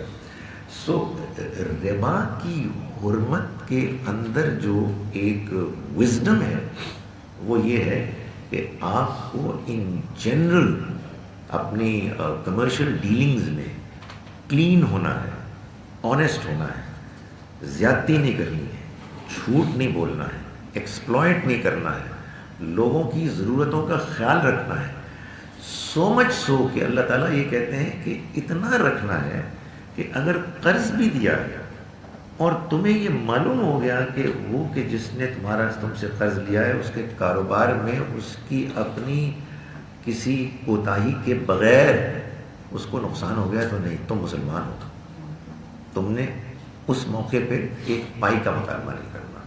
سو جب آپ اس کو اس طرح سے پلیس کریں گے تو پھر آپ ظاہر ہے کہ اس نتیجے تک پہنچیں گے کہ ہمیں ربا لینے سے ہر حال میں بچنا ہے، لیکن ربا کے علاوہ بھی ہر طرح کی جو معاشی میدان میں اخلاقی پرابلمز ہیں، اخلاقی کرائمز ہیں، ان سے بھی بچنا ہے. اقول قولی ھذا واستغفر اللہ لي.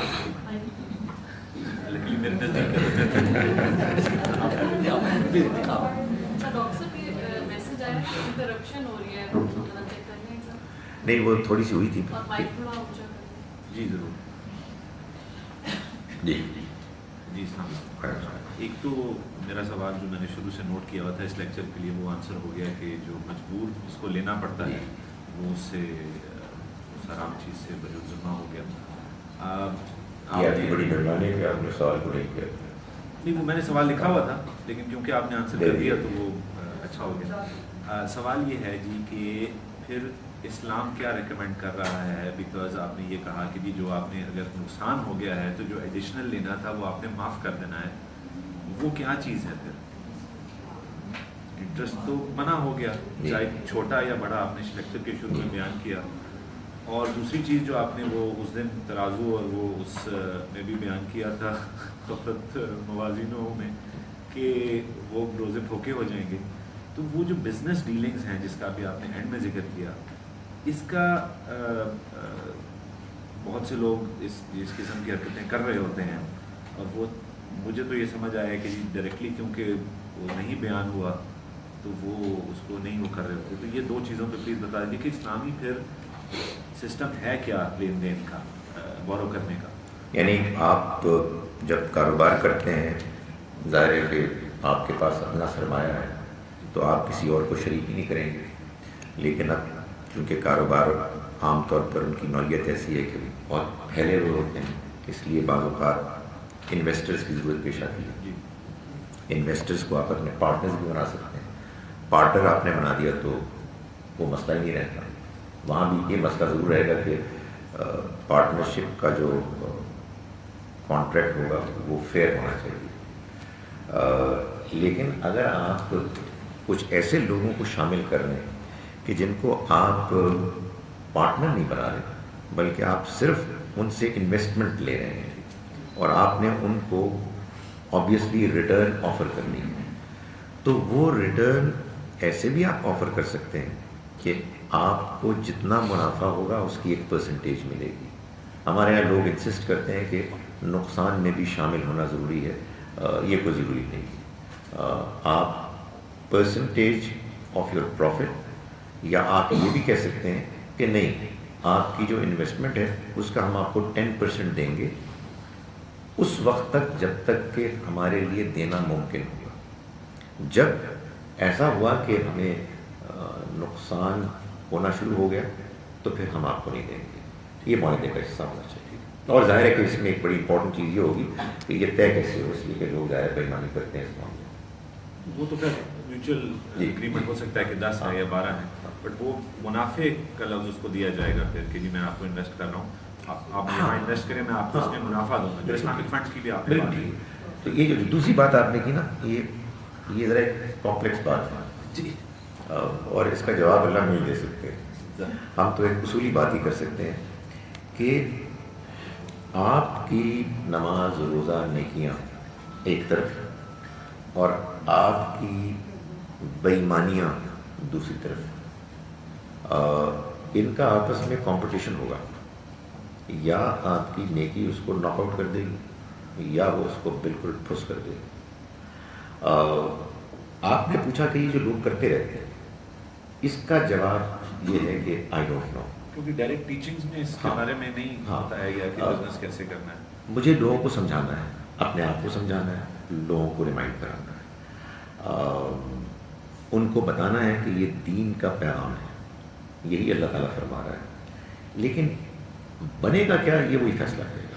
اس کی وجہ یہ ہے کہ بنے گا اس بنیاد پر کہ how far did you know, آپ کو کتنا پتا تھا, آپ کی اپریسیشن کتنی تھی. یہ خود ایک بڑی کمپلیکس چیز ہے کہ ہو سکتا ہے کہ بعض اوقات میری اپریسیشن کم اس لیے کہ میری کوتاہی ہے. تو میں آنیسٹلی جب بھی آخرت کے بارے میں سوچتا ہوں تو مجھے جو سب سے زیادہ چیز مشکل اور پریشان کن لگتی ہے, اور اللہ کے لیے بہت آسان ہے, وہ یہی حساب کتاب ہے. کس طرح پلس مائنس کرے گا, ڈسکاؤنٹ فیکٹر ڈالے گا, سرکمسٹانسز دیکھے گا. لیکن اصول یہی ہے کہ آپ نے اگر جان بوجھ کر زیادتیاں کی ہیں, بےایمانیاں کی ہیں, تو وہ آپ کی نیکیوں کو ڈائریکٹلی افیکٹ کریں. سر سوال یہ ہے کہ آپ مجھے سمجھ لگی ہے کہ اللہ تعالیٰ چاہتے ہیں کہ آپ پیسے کو سرکولیشن میں رکھیں, اور جس طرح آپ کہہ رہے ہیں عمارت کا کرایہ وہ جائز ہے, تو سر اس کے اندر بھی تو رسک کو آپ کاٹ رہے ہوتے ہیں. آپ انشورنس کروا سکتے ہیں اور وہ رسک کاٹ دیتے ہیں اپنا, کہ عمارت کی انشورنس کروا دی کہ خدا نہ خواستہ کہیں عمارت گر نہ جائے یا آگ نہ لگ جائے. اس طرح پرنسپل کو بھی آپ پروٹیکٹ کبھی کر رہے ہوتے ہیں, کبھی نہیں کر رہے ہوتے, تو اس میں بھی رسک کا ایلیمنٹ ہوتا ہے کاروبار کر کے.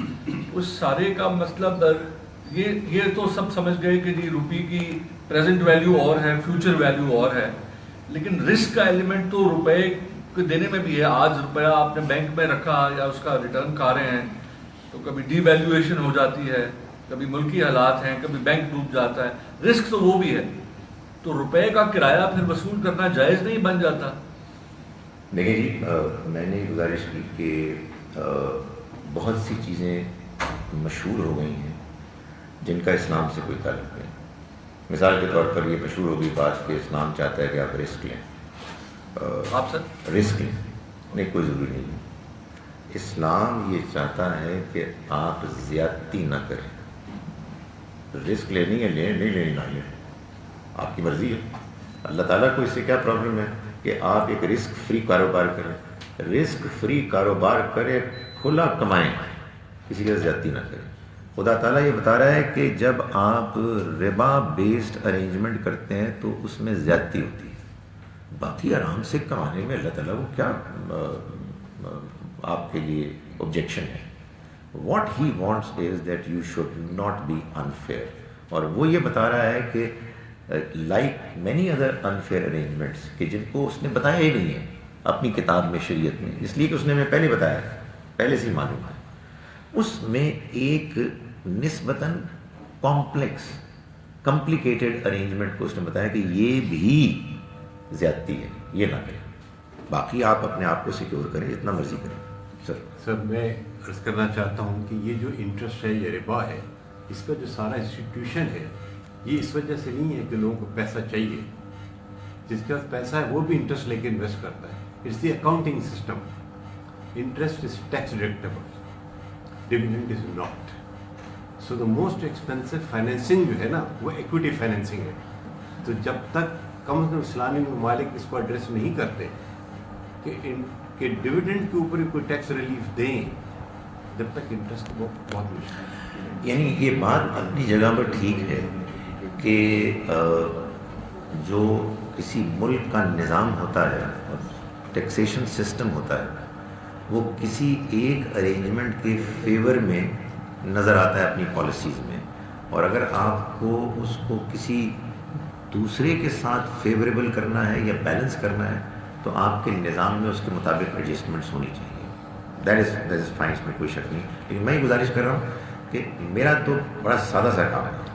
मैंने तो आपको बताया जी कि वज़ू कैसे करना है और नमाज कैसे पढ़नी है। मैं तो आपको ये बता रहा हूँ कि रिबा बस ये चीज़ है। सही है जी। सर मैं ये पूछना चाह रही थी कि ये जो यूजली है, USUAR, बड़ा मुश्किल हो गया जी। Usually and Riba is the same thing? पता नहीं, ये तो अंग्रेज़ी का मसला है, मेरी अंग्रेज़ी कमज़ोर है। मैं तो आपको ये बता रहा हूँ कि रिबा सूद है। अच्छा, रिबा उर्दू का लफ्ज़ है। नहीं उर्दू का नहीं है, उर्दू रिबा अरबी है, सूद उर्दू है, इंटरेस्ट अंग्रेज़ी है। यूजली भी अंग्रेज़ी है, लेकिन वो मेरी पहुंच से आगे की चीज़ है।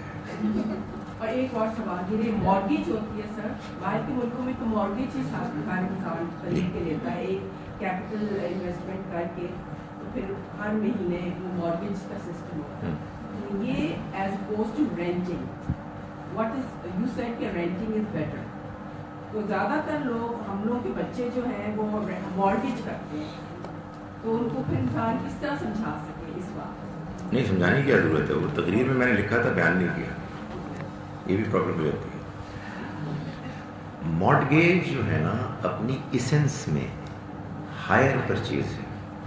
I think it is a very good system कि जिसमें आपको एक मकान मिल जाता है पहले दिन से, 25 साल के बाद नहीं, 0 ईयर में पहले दिन से आप उसमें रहने लगते हैं और आप उसकी पेमेंट करते रहते हैं। आम तौर पर जो मुझे समझ में आई है बात, वो एक ही पेमेंट होती है, इंस्टॉलमेंट। उसमें इब्तदा में उसकी जो कंट्रीब्यूशन है वो टूवर्ड्स होती है टूवर्ड्स होती है रेंटल, जिसको मेरा ख्याल है कि गलत कहते हैं इंटरेस्ट। मैं लोगों को कहता हूँ कि अगर आप बकरे का नाम सूअर रख देंगे तो बकरा सूअर नहीं हो जाएगा, वो आप पेमेंट कर रहे होते हैं अपने उस मकान में रहने की, और वो जो अल्टीमेट कैलकुलेशन है उसमें वो जो अमाउंट है वो मॉर्गेज सोसाइटी या बैंक वसूल कर रहा होता है। धीरे धीरे रेंटल्स की तरफ की कंट्रीब्यूशन के मुकाबले में प्रिंसिपल की तरफ की कंट्रीब्यूशन बढ़ने लगती है और आप उसके पार्ट ओनर बनने शुरू हो जाते हैं। ता वक्त है कि वो वक्त भी आता है कि मकान आपका हो जाता है। तो इसमें क्या प्रॉब्लम है? ये हमारे यहाँ सिर्फ इसलिए हुआ कि एक तो हमारे बैंकर हजरात ने उसको इंटरेस्ट कह दिया, इसलिए कि वो अपने तौर पर उसकी कैलकुलेशन करते हैं, हमारे लोगों ने उसको मान लिया, वरना ही बड़ी अच्छी अरेंजमेंट है, इसमें क्या जाती। जिस दिन 5 साल के बाद फ़र्ज़ कीजिए कि आपने कहा जी कि हम नहीं अफोर्ड कर सकते, नो प्रॉब्लम, घर मौजूद है, आप वापस कर दें। तो ये तो मेरा ख्याल है कि हमारे यहाँ एक बड़ी अनफॉर्चुनेट बात। मुझे मालूम है वेस्ट में लोग ऐसे हैं बेचारे मुसलमान, उम्रें गुजार लेते हैं, किराए देते हैं बहुत ज़्यादा, और एक वॉशरूम के भी मालिक नहीं बन सकते, ऐसे रहते हैं। देखिए, मज़हब की दुनिया में अगर कोई चीज़ इंसान को बता दी जाए तो जाहिर है कि आदमी फिर डरता है। हम जो खिदमत करने की कोशिश कर रहे हैं वो ये है, और ज़ाहिर है बाज़ लोग इसको खिदमत हरगिज़ नहीं समझते। हम ये कह रहे हैं कि मज़हब ने भी हमें इससे नहीं रोका है, वरना आदमी ज़ाहिर है कि कहता है कि मैं अल्लाह के ख़िलाफ़ तो नहीं कहता, अल्लाह और उसके रसूल के ख़िलाफ़ जान। ये भी मुझे एक बात कहनी थी कि ये असल में अल्लाह ताला ने जो स्टेटमेंट दिया इसका मतलब सिर्फ ये है कि अब जब कि हमने ये वाज़े कर दिया है कि सूद हराम है, तो अब हम अपनी इस सोसाइटी में, मदीना मुनव्वरा में, अपने पैगंबर के ज़रिए से इसको नाफिज कर रहे हैं। अब अगर किसी ने सूद का कारोबार किया तो हम उसके ख़िलाफ़ इक़दाम करेंगे। اس کے خلاف باقاعدہ فوجی اقدام ہوگا اور ختم کر دیا جائے گا. یہ ہے اصل میں اس ایکسپریشن کا مطلب کہ اگر تم نے اب بھی سود نہیں چھوڑا فَأَذَنُوا بِحَرْبٍ مِّنَ اللَّهِ وَرَسُولِهِ کہ تم اللہ اور اس کے رسول کے خلاف جنگ کے لیے تیار ہو, یعنی اب یہ برداشت نہیں ہوگا. تو ہمارے یہاں تو اسٹیٹ بینک آف پاکستان باقاعدہ اس کو اسپانسر کرتا ہے, سپورٹ کرتا ہے. تو یہ ایک ڈفرینٹ سچویشن. جی بینک میں پیسے رکھتے ہیں اور پروفٹ اینڈ لاس کے بیسس پہ, اور جو انٹرسٹ آتا ہے اس میں, تو اگر وہ انٹرسٹ ہم بینک کو دینے کی جگہ لوگوں کو دے سکتے, یعنی آپ کو جو انٹرسٹ آتا ہے اور وہ آپ سمجھتے ہیں کہ ویسے ٹھیک نہیں ہے, لیکن آپ نے اپنے اوپر چونکہ خرچ نہیں کرنا, نہ آپ بینک کو دینا چاہتے ہیں, تو آپ کسی کو دیتے ہیں, بالکل ٹھیک بات ہے. اس لیے کہ آپ اگر نہیں لیں گے تو بینک لے گا, اس لیے دے دے کسی کو. سر یہ آپ نے بڑا اچھا ایکسپلین کیا ہے. سارا ایشو سیمینٹکس کا نہیں ہے, جیسے مارگیج میں انٹرسٹ ہے وہ آپ اپنے مائنڈ میں اگر رینٹ کنسیڈر کر لیں کہ میں بینک کو دے رہا ہوں تو اٹ بیکمس بیٹر. اسی طرح کمرشل بینکنگ میں سر آپ کہہ رہے ہیں اگر بزنس میں آپ نے بورو کیا ہے تو آپ کا جو ایسیٹ ہے اس کو انہوں نے ہائپوتھیکیٹ کیا ہوتا ہے, تو اگر وہ لاس ہو جاتا ہے تو اٹ کین بی لیکویڈیٹڈ. بینک اپنا پرنسپل لے کے آپ کے پیسے آپ کو دیتا ہے. اگر فورس میجور ہوتی ہے کہ سر اگر اسٹارم آ جائے اور وہ تباہ ہو جائے تو اس میں بھی آپ کو انشورنس ہوتی ہے. تو یہ ساری چیزوں کو سیمینٹکلی اگر آپ کنسیڈر کریں تو انٹرسٹ اتنا برا نہیں ہے مطلب ہماری پاکستانی کمرشل بینکنگ کے اندر, because there are all these things in place جو بینک کو فلی ایکسپوز نہیں کرتے اور آپ کو بھی فلی ایکسپوز نہیں کرتے. انشورنس ہے, فورس میجور کلوزز ہیں, پرنسپل اماؤنٹ ریکوری اور باقی آپ کو پیسے واپس مل جاتے ہیں. It's not pure interest that the bank is earning, they take only profit from your interest. میں تو یہی بات کرنے کی کوشش کر رہا ہوں, سوائے اس کے کہ یہ جو کولیٹرل سیکیورٹی کا معاملہ ہوتا ہے کہ آپ اس کو لیکویڈیٹ کر دیں, میرا خیال یہ نہیں ہونا چاہیے. جب آپ ایک پروجیکٹ میں کسی کو دے رہے ہیں اور وہ اس میں واقعی اپنی پوری ایفرٹ اور دیانتداری سے کام کر رہا ہے اور اس کو نقصان ہو گیا, تو پھر آپ کا پرنسپل تو ہے اس سے ایک پائی زیادہ نہیں آپ لیں گے, اور اس میں کولیٹرل کو بے شک آپ کر دیں. ہوتا بھی ایسا ہی ہوتا ہے, بس ٹھیک ہے. میں تو اسی لیے کہہ رہا ہوں پاکستان کی میں تو جناب کل بھی یہ بات کی تھی. میرا خیال ہے کہ جو لبے لباب ہمارے لیکچرز کا نکلے گا وہ یہی ہے, پیرنٹنگ میں بھی یہی ہوگا. ساری پرابلم کمیونیکیشن کی. میں اور آپ گفتگو ہی نہیں کر پاتے. ہو سکتا ہے کہ ہمارے آپ کے خیالات میں 95% اشتراک ہو, لیکن ایسے جذبات, ایسا غصہ, ایسا ڈرامہ, ایسی ایموشنز ہیں کہ وہ پھنسے میں بات ہی نہیں پا رہی. سر ایک اینگل سے دیکھا جائے تو the basis of our banking system is flawed. ہم کہتے ہیں جی Islamic mode of financing profit and loss. Do the banks really take that loss? اب پروجیکٹ فائنینسنگ کی میں نے بات کی کہ اب سب سے پہلے تو ایویلویشن ہوتی ہے کہ جی آپ نے بینک نے اگر فائنینس کرنا ہے because they are going to share your profit and loss, that is what the contracts. تو the bank has to be efficient enough to evaluate کہ وہ جس پروجیکٹ میں فائنینس کر رہے ہیں کیا اس میں اتنے ہے کہ it can go be a profitable venture. Once they finance it then they are responsible equally or to the extent of their equity جتنے میں فائنینسنگ کی ہے to take the proper loss also. جی میں نے یہ میری پریزنٹیشن کی کوتاہی ہے کہ اس بات کو میں زیادہ ایمفسائز نہیں کر پایا کہ میں یہ واضح کروں کہ یہ جو ہمارے ہاں ایک مشہور کانسیپٹ ہے کہ جب آپ اسلامکلی صحیح کریکٹ فائنینسنگ یا انویسٹمنٹ کرتے ہیں تو اس میں پروفٹ شیئرنگ کے علاوہ لاس شیئرنگ بھی ضروری ہے. میں گزارش کروں کہ یہ ضروری نہیں ہے. یہ ہمارے ہاں فقہا کی رائے بنی. اگر آپ اس کو ٹریس کریں تو اس میں آپ کو اس رائے کی بیسس ملے گی ایک واقعے میں. یہ ہمارا ایک بڑی دلچسپ چیز ہوتی ہے کہ آپ یہ پوچھتے ہیں کہ یار یہ اتنی بڑی بات کیوں لوگ کر رہے ہیں. جیسے مثال کے طور پر یہ جو مارگیج ہے نا اس میں بھی لوگ کہتے ہیں یہ 2 کانٹریکٹ ایک ساتھ نہیں ہو سکتے. تو یہ سوال پیدا ہوتا ہے کہ یہ کہاں سے بات آئی ہے. تو کہتے ہیں یہ اصل میں ہماری فقہ میں پرنسپل ہے. تو بندہ پوچھتا ہے اس جملے کا مطلب کیا ہے. یہ پرنسپل کی طرف سے ہے. اس لیے کہ میں آپ کو ان لیکچرز میں اگر کوئی ایک خدمت میں کر سکا تو نہیں, کوشش کی ہے میں نے, وہ یہ ہے کہ میں آپ کو بتاؤں کہ دین ہم کو ایک سورس سے ملی ہے اور وہ ہے پیغمبر صلی اللہ علیہ وسلم کی ذات گرامی. آپ نے ہم کو قرآن دیا ہے, آپ نے ہم کو سنت دی ہے. یہ دونوں اوتھینٹک سورسز ہیں. حدیث اس کی روشنی میں ہم کو دیکھنی ہے. تو ہمارے یہاں لوگ کہتے ہیں کہ یہ فقہی رائے. تو فقہی رائے کدھر سے آئی ہے بھائی, کیونکہ ہم نے تو اس کو ادھر سے کنیکٹ کرنا ہے. تو وہ بتائیں گے کہ پھر وہ ایک نبی صلی اللہ علیہ وسلم کی زندگی کا ایک واقعہ ہے. اب واقعہ جو ہوتا ہے وہ رپورٹ ہوتا ہے. رپورٹ کرنے والے راوی ہوتے ہیں, ان کی اپنی انڈرسٹینڈنگ ہوتی ہے, سیاق سباق بعض اوقات کانٹیکسٹ بتایا نہیں جاتا.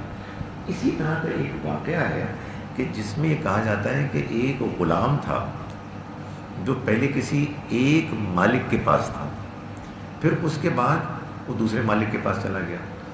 تو اس غلام نے پہلے مالک کے زمانے میں کوئی کام کیا تھا اور یہ اب دوسرے کا غلام بن گیا.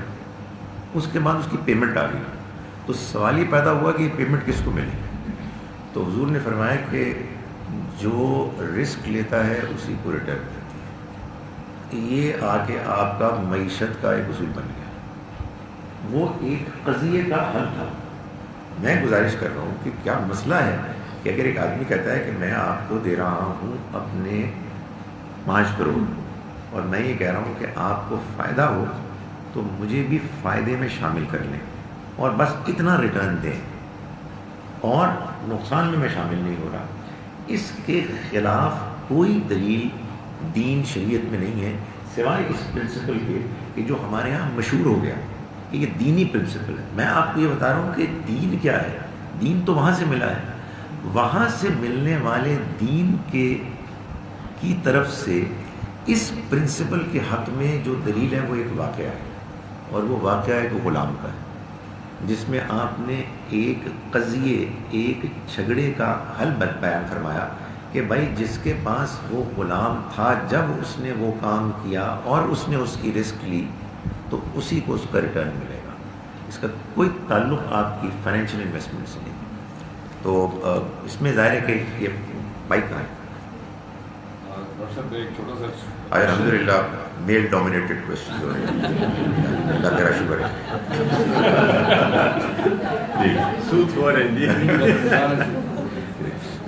دنیا کا سارا نظام جو ہے economic system is based on interest. یہ تو ہمیں سب کو پتہ ہے. ہر جگہ کے اوپر امریکہ ہے یا پاکستان ہے, ہر جگہ کے اوپر ایک ہی سسٹم لاگو ہے اس وقت. اور یہ سسٹم جو ہے یہ نہ صرف امیر لوگوں کے لیے ہے بلکہ غریبوں کے لیے بھی ہے. ایک کسان ہے وہ قرضہ لیتا ہے اپنا بیج لینے کے لیے, کھاد دینے کے لیے. ایک کسی غریب نے گھر بنانا ہے تو وہ ہاؤس بلڈنگ فائنینسنگ کر لیتا ہے. تو جب آپ کے پاس کوئی اور الٹرنیٹیو سسٹم نہیں ہے تو don't you think that this system should prevail. اور اگر گورنمنٹ یا کوئی بھی یا مسلم ممالک جتنے بھی ہیں کوئی الٹرنیٹیو سسٹم جب تک نہیں دیتے تو اس کے اندر کیسی ایسی پروویژن ڈالی جا سکتی ہے کہ یہ جو عام انسان ہے ان کو ان کا فائدہ ہو. کیونکہ جو آپ نے بات کی کہ اس میں ایکسپلائٹیشن والا ایلیمنٹ ہے. اس میں ایک جو غریب کسان ہے وہ قرضہ لے رہا ہے تو he is not being exploited but he is being benefited. ایک غریب آدمی جب وہ گھر بنا رہا ہے قرضہ لے کے تو ہی از بینگ بینیفٹڈ. تو اس میں اگر وہ انٹرسٹ پے کر رہا ہے تو مجھے اس کے اندر آئی فیل ٹو انڈرسٹینڈ کہ ہمیں اس کو کیسے اس کو فیسیلیٹیٹ کرنا چاہیے. اسی طرح ایک جو بوڑھا پینشنر ہے جس کے پاس اور کوئی راستہ نہیں ہے کہ وہ اپنی رقم کہاں انویسٹ کرے, وہ کسی ایک سیف جگہ پہ رکھ دیتا ہے تاکہ اس کو کوئی انٹرسٹ آ جائے. ادروائز کہیں کہ وہ انویسٹ کرتا ہے بزنس میں لگاتا ہے. somebody gives away his money and he is hired, right? دیکھیں میں آپ کو اس کا جواب دیتا ہوں. بات یہ ہے کہ 2 طرح کی پرسنالٹیز ہوتی ہیں. ایک شخصیت ہے شریف آدمی, ٹھیک ہے, اور ایک شخصیت ہے دیندار آدمی. آئیڈیلی ان دونوں کو ایک ہی ہونا چاہیے, لیکن ان میں فرق کیا ہے کہ جو ایک شریف آدمی ہے جو ابھی دیندار نہیں ہے وہ اپنی فطرت پر عمل کر رہا ہے. جو دیندار آدمی ہے آئیڈیلی وہ اپنی فطرت پر عمل کرتے کرتے اس کی روشنی میں اس کے علاوہ اللہ کی طرف سے شریعت جو آئی ہے اس پر بھی عمل کر رہا ہے جو اسی فطرت پر مزید روشنی ہے. ٹھیک ہے. تو عام طور پر جو آپ بات کر رہے ہیں وہی ٹھیک ہے، مگر ہم مسلمان ہم دیندار بھی ہیں. ہمیں اللہ کی وحی کی روشنی بھی آ گئی ہے جس نے بعض فطرت کے ان پہلوؤں کو اور نمایاں کر کے ہمیں پیش کر دیا ہے جو ہم سے اوجھل تھے، جن میں سے ایک ربا بھی ہے. ٹھیک ہے نا. اب یہ ربا جو ہے اس کو اللہ نے حرام کیا ہے، یہ اللہ کا حکم ہے. اس لیے اب ہماری شرافت، ہمارے اچھے انسان ہونے میں ایک ایڈیشنل چیز یہ آ گئی ہے کہ ہم اس کو بھی سمجھیں اور اپنی دوسری شرافت کے ساتھ اس کو بھی شامل کریں. یہ ایسے ہی ہے کہ ایک اچھا انسان اللہ کا شکر ادا کرتا ہے، اتنی اچھی زندگی دی ہے، سو تھینکفل ٹو ہم. لیکن ایک مسلمان کہتا ہے کہ نہیں یار یہ کافی نہیں تمہیں نماز پڑھنی، اس لیے کہ ابھی اللہ کا حکم آ گیا. تو یہاں ہم یہی گفتگو کر رہے ہیں اور میں تو اصل میں یہی بات کہنے کی کوشش کر رہا ہوں کہ انفارچونیٹلی دیندار لوگوں اور صرف شریف لوگ جو ہیں جو ابھی دین سے آشنا نہیں ہوئے ان کے درمیان ایک خواہ مخواہ کی ایک خلیج ایک حائل ہو گئی ہے. حقیقت یہ ہے کہ ان دونوں میں کوئی فرق نہیں ہے. اگر دیندار لوگ سمجھداری کے ساتھ ان شرفاء کو اپنی بات سمجھا دیں تو وہ بھی دیندار بن جائیں. مگر انفارچونیٹلی اس وقت کی دینداری نے جو شرفاء ہیں ان میں سے بعض لوگوں کے لیے دین کو سیریسلی کنسیڈر کرنا مشکل بنا دیا.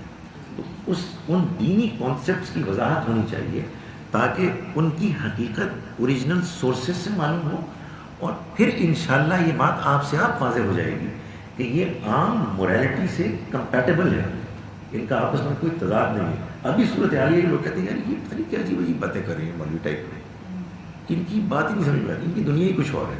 ان کی وہی دنیا ہے، زیادہ روشن دنیا ہے. لیکن بہرحال ہمارا ایک پروسیس ہوگا کہ ہم قرآن کو دیکھیں گے، ہم سنت کو دیکھیں گے اور اس کی روشنی میں حدیث کو دیکھیں گے اور انشاءاللہ جو نتیجہ نکلے گا وہ ویسا ہی ہوگا بلکہ اس سے بھی بہتر ہوگا. جی جی کامیابی ہوگی آپ کی. اس کا مطلب یہ ہے کہ میں اپنی پریزنٹیشن میں کامیاب ہو گیا. آپ پوچھیں نا کیا سمجھتے ہیں؟ کسی کے تو ایک سوال نمبر نہیں آئی تھی. نہیں آپ بتائیے. میرے خیال میں سود ہو ہے اب کافی چیزیں جو ہے کانٹیکسٹ کے اس سے لیتے ہیں. تو میں یہ سوچتی ہوں کہ اگر کوئی غریب ہے ہمارے اس کے تو اس نے مجھے کہا ہے کہ مجھے 5 لاکھ روپے دے دیں، مجھے بہت ضرورت ہے اور میں نے اس کو 5 لاکھ روپے دے دی اور میں اسے کہوں کہ نہیں تم مجھے 5.5 دو تو آئی ووڈ کنسیڈر اٹ سود اینڈ حرام کہ میں اس کے ساتھ زیادتی کروں. لیکن اب ایک بچہ اسٹوڈنٹ لون میں لے رہا ہے اور جیسے بھائی نے کہا کہ کسان اپنے لیے لے رہا ہے، وہ انٹرسٹ دے رہا ہے، وہ ہیپی ہے کہ اس کو کسی نے تو پیسے لینے ہیں کہ اپنا کاروبار کر سکے. Especially true for people who can not afford to start something. تو آپ کی گورنمنٹ اور بینک آپ کو لون دے رہا ہے اور آپ اس کو انٹرسٹ پے کر رہے ہیں. تو میرا پرسنلی خیال ہے کہ جو سود کا جو تھا وہ اس کا جو حکم تھا وہ اس طرح سے تھا کہ پہلے میں نے کہا ہے کہ you are exploiting that person کہ وہ ضرورت مند ہے، وہ کہہ رہا ہے کہ مجھے آپ دے دیں اور میں کہہ رہی ہوں کہ نہیں اب تمہیں پہ واپس دینا ہے. لیکن یہ جو کمرشل بینکنگ ہے اور جو اس کے اندر یہ لینڈ کرتے ہیں اسٹوڈنٹس کو پڑھنے کے لیے یا اپنا کاروبار شروع کرنے کے لیے تو یا پھر جیسے کوئی پینشنر جیسے انہوں نے بھی بتایا تو وڈ اٹ بی سود؟ It's not exploiting anyone. I don't know, I don't understand. So میں 2 باتیں کہوں گا، شاید اپنی بات کو میں ریپیٹ ہی کروں گا. ایک یہ کہ یہ جب ہم سود کی بات کرتے ہیں تو ہم کیوں کرتے ہیں کہ یہ قرآن میں بیان ہو گیا. ہماری یہ ڈسکشن ہوتی ہی نہیں، آج کا لیکچر ہوتا ہی نہ اگر یہ قرآن میں بیان نہ ہوا. ٹھیک ہے. اب جب وہ بیان ہو گیا ہے تو اب ہمیں یہ سمجھنا ہے کہ قرآن کیا کہہ رہا ہے اور اپنے اندازے نہیں لگانے اور اس کے الفاظ اس کے جملوں کو سمجھنا ہے. اب میں یہی ان کو سمجھا رہا تھا کہ اب یہ ایک نئی دنیا ہے. اب اس میں ہماری کامن سینس رہے گی، وہ کویسچن کرے گی، لیکن اب اس میں ڈومینیٹ یہ الفاظ کریں. یہ الفاظ جو مجھے سمجھ میں آئے ہیں بظاہر، وہ یہ کہہ رہے ہیں کہ جو بات آپ کہہ رہی ہیں بائے ناج وہی صحیح ہے، مگر اس میں ایک نازک فرق ہے، اور وہ یہ ہے کہ عام طور پر ایسا ہی ہوگا جیسے آپ کہہ رہے ہیں، لیکن وہ اسٹوڈنٹ کہ جو قرض لے کے گیا بینک سے اور اس کے بعد پڑھ کے آ گیا، بڑا اچھا اس کو جاب مل گیا، بڑی اچھی اس کی کلینک چل پڑی، تو نو پرابلم، وہ واپس کر دے اس کو. فرض کیجئے کہ نہیں چلی، اس موقع پہ اللہ تعالیٰ کہیں گے بینک کو کہ نہیں تم لے سکتے اس سے کچھ بھی، ایک پائی بھی، سوائے پرنسپل کے، اور وہ بھی جب اس کے حالات اچھے ہو جائیں گے، پیسے اگر معاف کر دو تو یہ زیادہ بہتر ہے. اصل میں اللہ تعالیٰ کو نارمل فلو آف بزنس کو روکنے سے کوئی دلچسپی نہیں ہے، وہ تو ظلم، زیادتی، ایکسپلائٹیشن کو روکنا چاہتا ہے، اور ربا ایکسپلائٹیشن کی ایک شکل ہے جس کو لوگ عام طور پر نہیں سمجھتے. یہ جی میں معلوم یہ کرنا چاہ رہی ہوں کہ کاروبار کرنے کو تو حلال قرار دیا گیا ہے، لیکن جو میں جاننا چاہ رہی ہوں کہ کیا دین میں کاروبار میں آپ اتنا منافع کماتے ہیں، کیا اس پہ کوئی حد ہے کہ آپ ایک پروڈکٹ بناتے ہیں اس پہ آپ کو 35% دینا ہے یا 50% دینا ہے یا 100% دینا ہے، کیا اس پہ کوئی لمیٹیشن ہے یا آپ جتنا دل چاہے پروفٹ بنا سکتے ہیں؟ دیکھیں، یہ آپ کا سوال بیسیکلی نکلا ہے اس ایک انڈرسٹینڈنگ سے کہ دین نے تمام اخلاقی باتوں کے بارے میں ڈیفینیٹ جواب دے دیا ہے. میں یہی تو گزارش کر رہا ہوں کہ اللہ تعالیٰ نے دین کو دینے سے پہلے بندے پیدا کر کے ان کے اندر ان کی فطرت میں اکثر چیزوں کے بارے میں وضاحت کر دی کہ کچھ چیزیں بری ہیں، کچھ چیزیں اچھی ہیں. ٹھیک ہے، اچھی اور بری میں بھی کچھ ویگ بھی چیزیں ہوتی ہیں جس میں ہم ڈیبیٹ کرتے ہیں. بعض ان ویگ چیزوں میں سے بعض کے بارے میں اللہ نے اپنا فیصلہ سنا دیا ہے، لائک ربا. پروفٹ مارجن ایک خاص حد سے زیادہ نہیں ہونا چاہیے. اوکے، مطلب ظاہر ہے کہ اس کے بارے میں اگر سوسائٹی یا ملک سمجھتا ہے کہ ایسا کرنا ہے تو اسے قانون بنایا جانا چاہیے. لیکن کس پروفٹ کی بات کر رہے ہیں؟ اگر کوئی لگژری کار ہے، اس میں اگر کوئی پروفٹ بنا رہا ہے اور خریدنے والے دینے کے لیے تیار ہے تو کسی کو کیا اعتراض ہے؟ لیکن اگر کوئی ایسا پروڈکٹ ہے کہ جو انسانی زندگی، غریب آدمی کے سروائیول کے لیے وائٹل ہے، اور کوئی اس میں مارجن کو بہت بڑھا رہا ہے، تو اب یہ بہت بڑی پرابلم ہے. اس میں ظاہر ہے کہ عام طور پر انسان کو خود بھی اس کا لحاظ رکھنا چاہیے. اگر وہ نہیں رکھتا تو ایک اچھی سوسائٹی کو خود قانون بنا لینا چاہیے. دین کا میں نے شاید کسی موقع پہ بات بیان کی تھی، شروع میں کی تھی، کہ دین کا یہ دعویٰ نہیں ہے کہ وہ ایک مکمل ضابطۂ حیات ہے جس میں اس نے ہر گوشے کی تفصیلات 2 اور 2 4 کر کے بیان کر دی. نہیں، اس کا دعویٰ یہ ہے کہ یہ نور علی نور ہے، یہ روشنی پر روشنی ہے. ایک روشنی پہلے سے ہمارے اندر موجود ہے، وہ ہماری فطرت اور ہماری عقل کی روشنی ہے. اس پر اللہ نے اپنے دین شریعت کی روشنی ہمیں دی ہے، اور ان دونوں کو ساتھ ملا کر ہم اپنی زندگی، دنیا اور آخرت دونوں کو سنوار سکتے ہیں، کامیاب کر سکتے ہیں. جی، میرا کوشچن تھا about the principal and depreciation اور loss of inflation. So somebody is borrowed, like you said, 5 crore or whatever, اور اس کی value in terms of buying power changes across many years. آپ کے سوال سے لگ رہا ہے کہ میڈیسن کرنے سے پہلے آپ ادھر تھیں. مجھے ربانی سمجھ آئی، بڑی مشکل باتیں کر رہی ہیں. just want to know کہ وہ پھر آپ کیسے اس کے اندر فیکٹر ان کریں گے جب پیسے واپس آپ جب دیں گے کہ وہ 10 سالوں میں جو اس کا بائنگ پاور بہت کم ہو گیا ہے. تو مشکل ہے، لیکن اس کے طریقے موجود ہیں. ظاہر ہے پہلی سٹیج یہ ہوتی ہے کہ آپ کسی پرنسپل کو لوگوں کو منوائیں، اس کے بعد پھر اس کے لیے تو میں جو سوال پوچھتا ہوں میں اس کے بعد اس کے لیے پھر آپ میکنزم تیار ہو جاتے ہیں. دیکھیں اس کو موٹا تو اب سوسائٹی ایکنالج کرتی ہی ہے. ہر سال یہ بات مان لی گئی ہے کہ انفلیشن کی حد تک تو ہم کو انکریمنٹ دینا ہے، کچھ زیادہ ہی دینا ہے. یہ کیا ہے؟ یہ اصل میں یہ ایک ایکنالجمنٹ ہے اس ریالٹی کی کہ جو اسٹینڈرڈ آف لیونگ کسی کا ہے اتنا تو رہے. یہ بات کرائے میں بھی ہے. آپ کو معلوم ہے کہ ہمارے یہاں بڑھ جاتا ہے کرایہ. Why? Because generally speaking prices are rising. تو بالکل اسی طرح پرائسز آر رائزنگ کا مطلب کیا ہے؟ The purchasing power of your currency is declining. یہ اس کا انورس ریلیشن شپ ہے. میں کبھی جب سوچتا ہوں کہ جب میں نے پہلی نوکری کی تھی تو اس کی کیا تنخواہ تھی، وہ کہتے ہیں کسی کو پتہ نہ لگ جائے. ہیوج ڈفرینس آ گیا ہے. اب وہ کیا ہے، یہ نمبر کی گیمز ہے. تو اب آپ کہیں گے کہ وہ 1982 میں جو میں نے آپ کو 10,000 روپے دیے تھے تو اب آپ مجھے واپس کریں گے 10,000 لے لیں. ظاہر ہے کہ یہ تو مذاق ہوگا.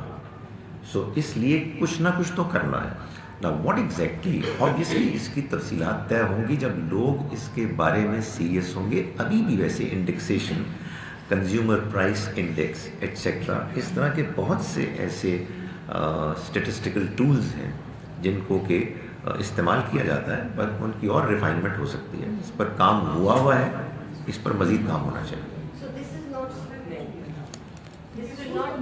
نہیں، میں یہ کہہ رہا ہوں، میں یہ کہہ رہا ہوں کہ آپ نے کہا.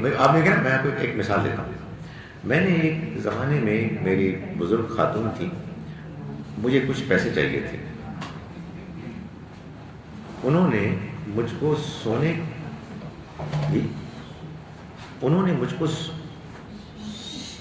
سونے کی ایک ڈلی دی اور وہ میں نے ظاہر کہ بیچ. 2-3 سال کے بعد جب میرے حالات ہوئے ایسے کہ مجھے ان کو واپس کرنے کا موقع آیا تو میں نے جا کے وہی ڈلی خرید لی اور ان کو واپس کر دی. اس مرتبہ یہ ڈلی اس سے کہیں زیادہ قیمتی تھی تو میں نے ان کو سود دیا. بالکل نہیں کیا.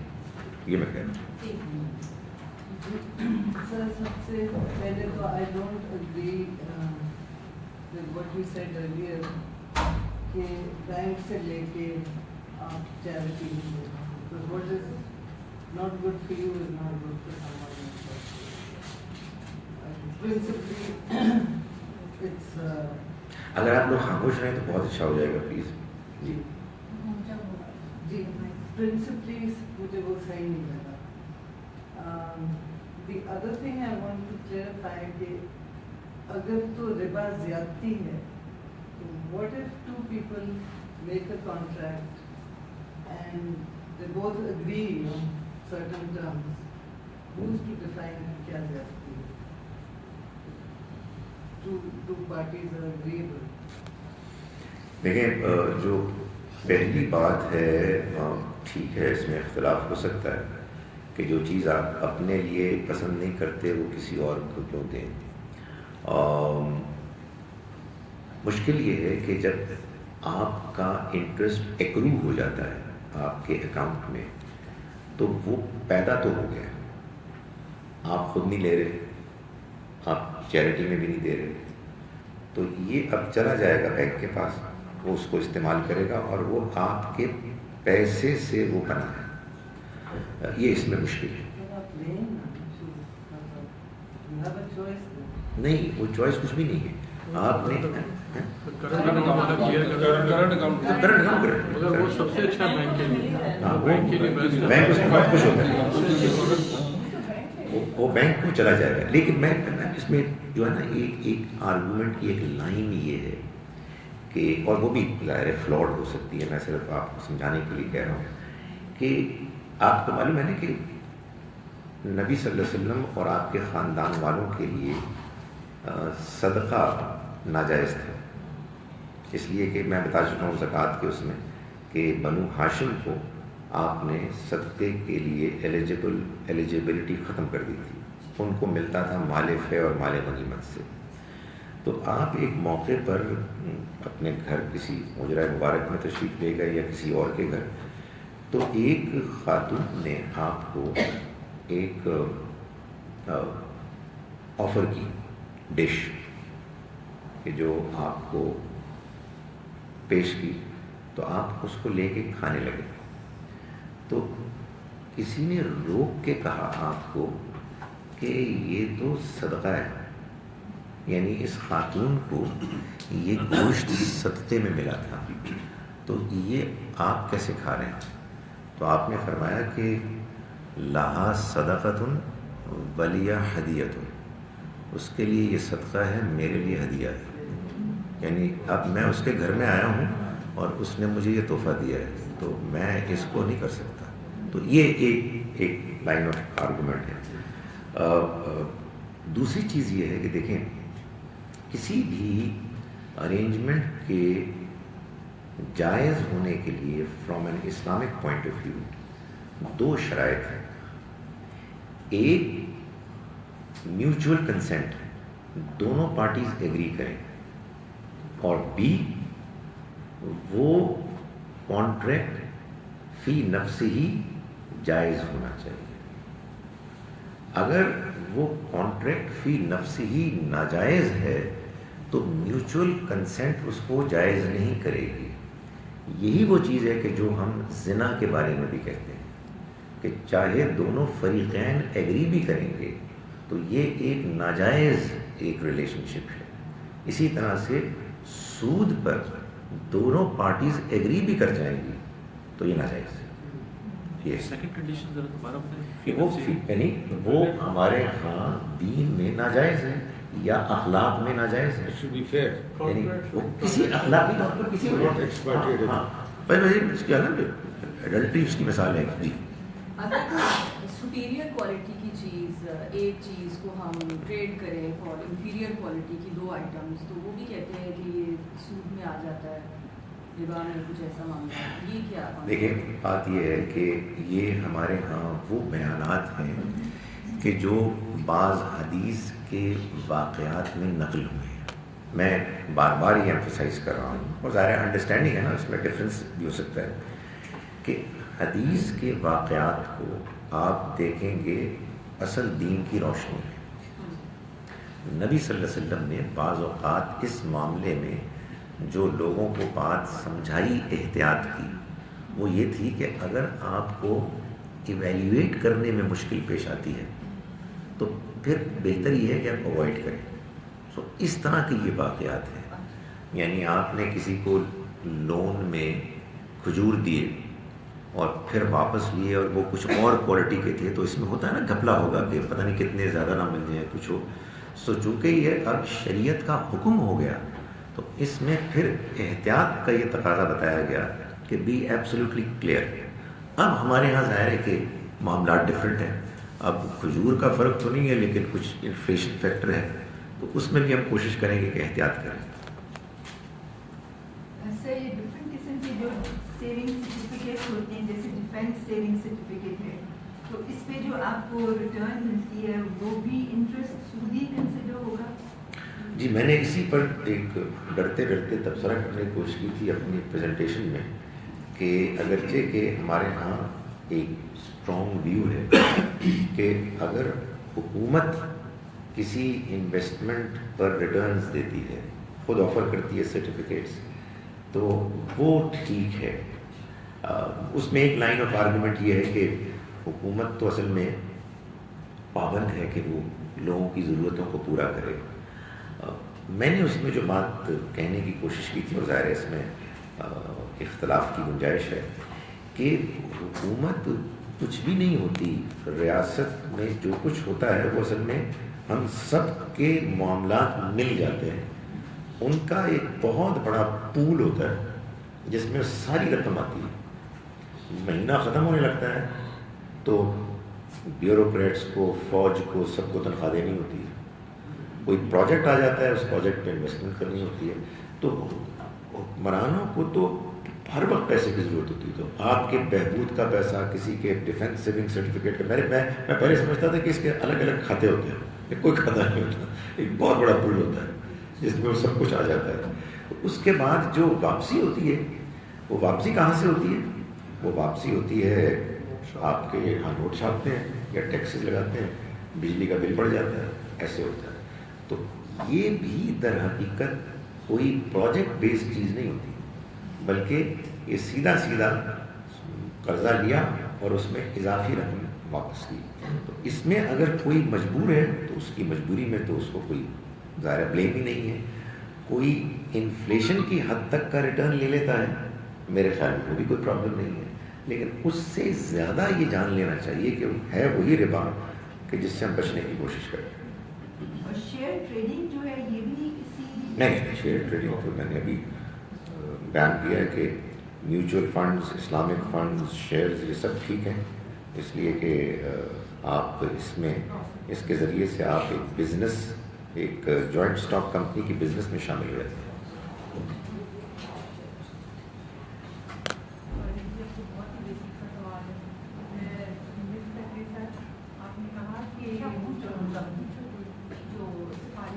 رشوت دینا ہے, اگر کوئی اپنا جائز کام کرانا چاہے, وہ مجبوری میں کروا رہا ہے, تو دیٹ از آل رائٹ. اور اس کی کانٹیکس میں آپ نے ربا کے بارے میں ایک بات کہی کہ اگر وہ, آئی ایم سوری اگر میں رانگ سکتی ہوں, سمجھ رہے تو کیا یہ ہے کہ وہ اگر بہت مجبوری میں دے رہا ہے تو وہ نہیں.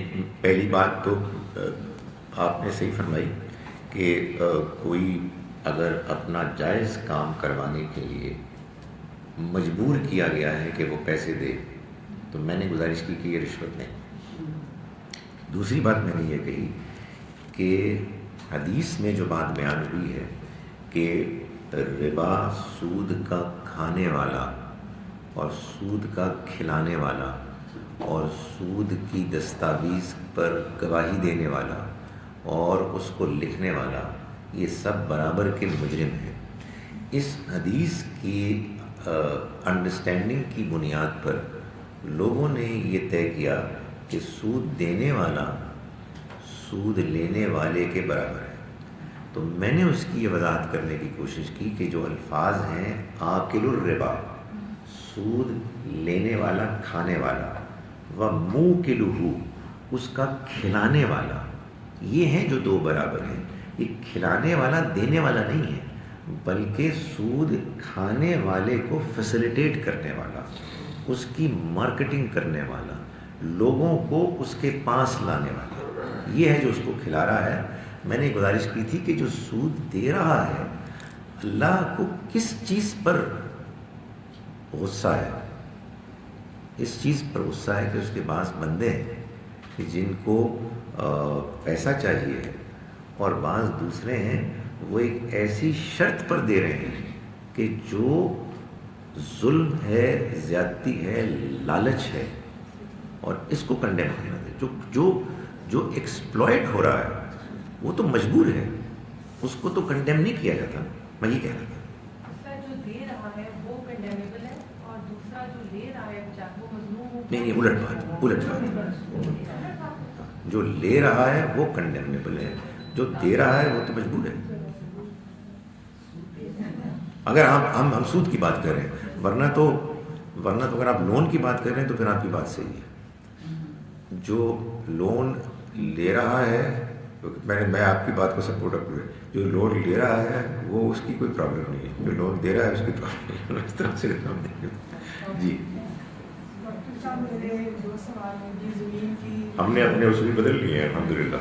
جی, زمین کی خرید و فروخت کے بارے میں. جی, یہ ایک تو جی جو فائلز ہم لیتے ہیں تو کیا یہ غیور میں آئے گا, کیونکہ کوئی لینڈ تو ہوتا نہیں. غیور ٹریڈنگ ہوتی ہے نا, جیسے آسمان کی چڑیاں بیچ دو اور سمندر میں مچھلی بیچ دو, اس کو حلال نہیں کہتے. تو فائل میں بھی کوئی زمین نہیں ہوتی ہے, اور ایسی ہوتا ہے. اور دوسرا یہ کہ جو ڈیلر جو پیسے بناتے ہیں, بیچنے والے کو کچھ بتاتے ہیں, خریدنے والے کو کچھ بتاتے ہیں, کیا وہ جائز ہے؟ دیکھیں, میں پھر گزارش کروں کہ ہمارا جو دین ہے وہ پہلے ہماری فطرت پر مبنی ہے، پھر اس کا بیان قرآن میں ہے، سنت کی کچھ پریکٹسز ہیں کہ جو دین کا حصہ ہیں، حدیث میں ان سب کی وضاحت اور اپلیکیشن ہے۔ یہ جو آپ نے بات بیان فرمائی کہ کوئی چڑیاں ہوں یا کسی درخت پہ لگے ہوئے پھل ہوں جو ابھی نہیں پکے ہیں فلاں فلاں، یہ اصل میں نبی اکرم صلی اللہ علیہ وسلم نے اپنے زمانے میں ان چیزوں کے بارے میں لوگوں کو ہدایات دی کہ جو غیر واضح ہوتی تھی، جن میں گھپلا ہوتا تھا، کوئی غرر ہوتا تھا یعنی دھوکہ، یا غرر ہوتا تھا کسی کو نقصان ہوتا تھا، تو آپ نے ان بعض ارینجمنٹس کو کنڈیم فرمایا۔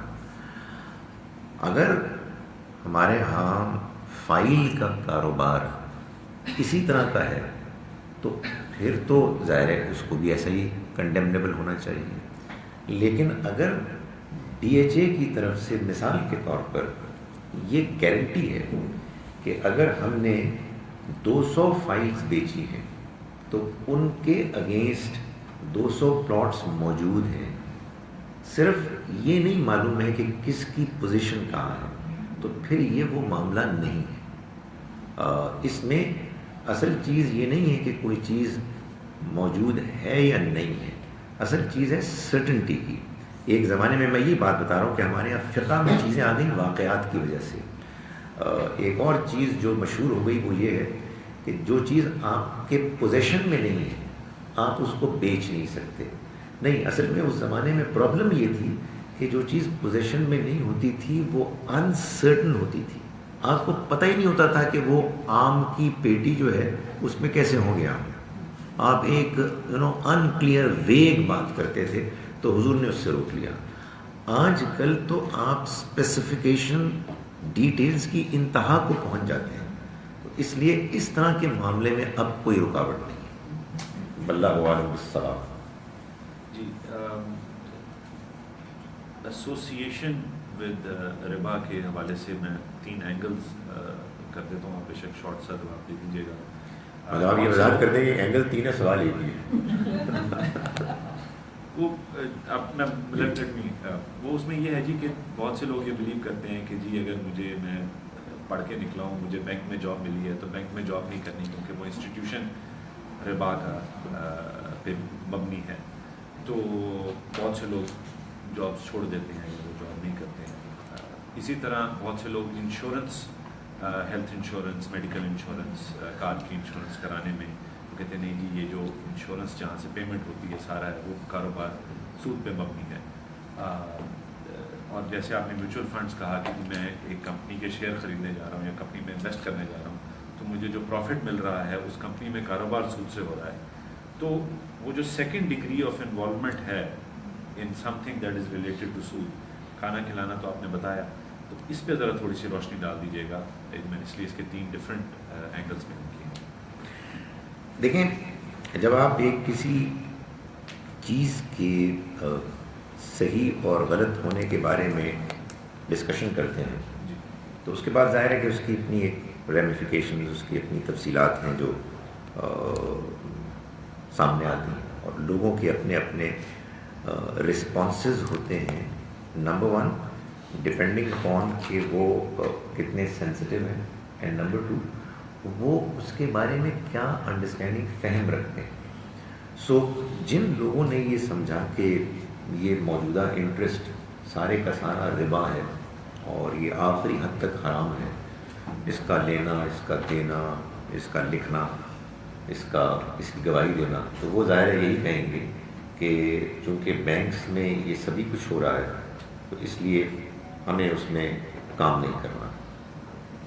جو شخص یہ سمجھے گا کہ یار ٹرائنگ ٹو انڈرسٹینڈ اس میں کچھ چیزیں غلط ہیں، ان کی اصلاح کی ضرورت ہے، میں اس میں جو کچھ اصلاح کا امکان ہے کنٹریبیوٹ کرنا کوشش کرتا ہوں، لیکن یہ میرا نہیں خیال ہے کہ اس کی ساری ہی باتیں غلط ہیں، کچھ ایسی ہیں کچھ ویسی ہیں۔ اس وجہ سے یہ کوئی ایسی چیز نہیں ہے کہ جس کی وجہ سے یہ آپ کی امپلائمنٹ بالکل ناجائز ہے. تو یہ 2 ڈفرینٹ اپروچز ہو سکتی ہیں اینگلس. ٹھیک ہے جی, میں نے صحیح پریزنٹ کر دیا.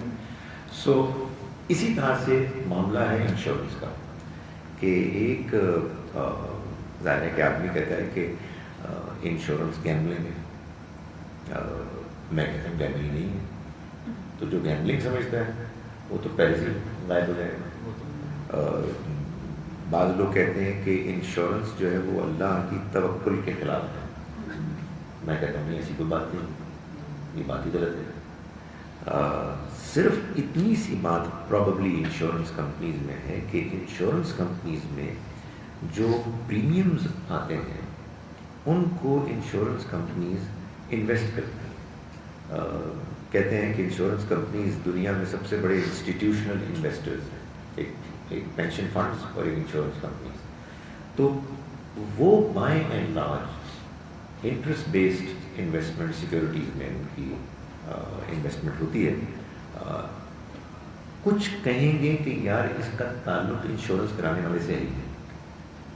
انشورنس کرانے والے نے تو ایک سیدھا سادہ معاملہ کیا ہے کہ میری گاڑی گم ہو جائے گی یا ایکسیڈنٹ ہو جائے گا ناخواستہ تو وہ ریپلیس کر دیں گے.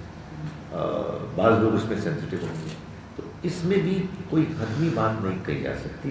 بعض لوگ احتیاط کریں گے, بعض لوگ کہیں گے کہ نہیں یار آن دا فیس آف اٹ ایک بڑا جائز سا کاروبار ہے. بعض انشورنس کمپنیز یہ بھی کہتی ہیں کہ ہم انٹرسٹ بیسڈ انویسٹمنٹ کرتے نہیں ہیں, ہم تو مثال کے طور پر کہتے ہیں جی کہ ہم تو ریئل اسٹیٹ میں کرتے ہیں.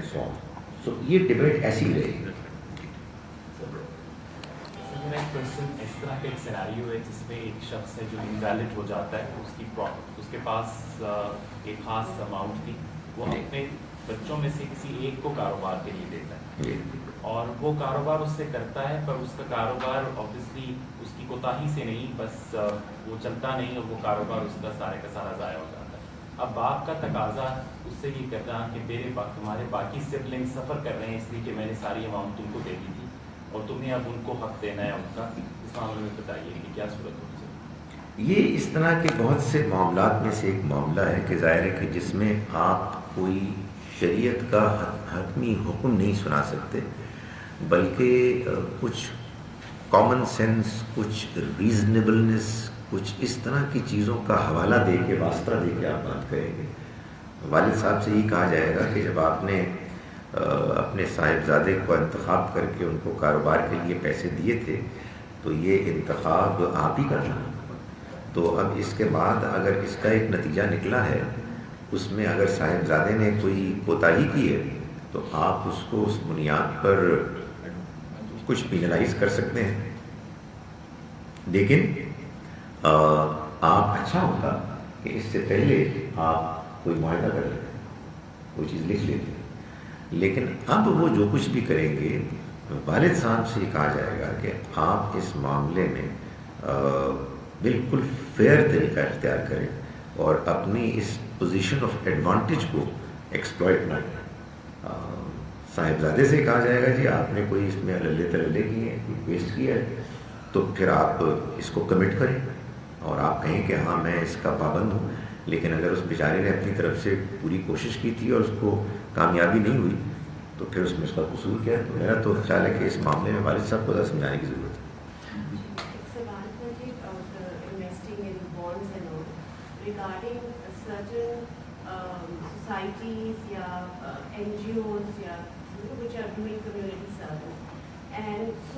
ان میں یہ ہوتا ہے کہ آپ جیسے ہم بھی کرنے کی کوشش کریں کہ آپ ایک سرٹن اماؤنٹ رکھتے ہیں invested in government bonds and what ever part of your trustee.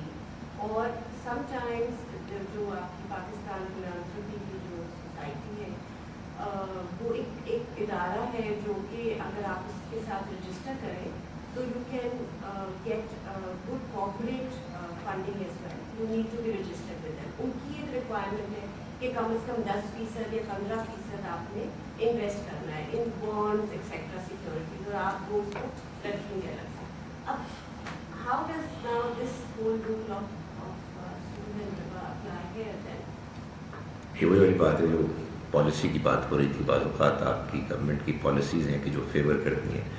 دیکھیں اب آپ نے اپنی ذاتی زندگی میں ایک پائی سود کو شامل نہیں کرنا، یہ ایک پرسنل ڈیسیشن ہونا چاہیے.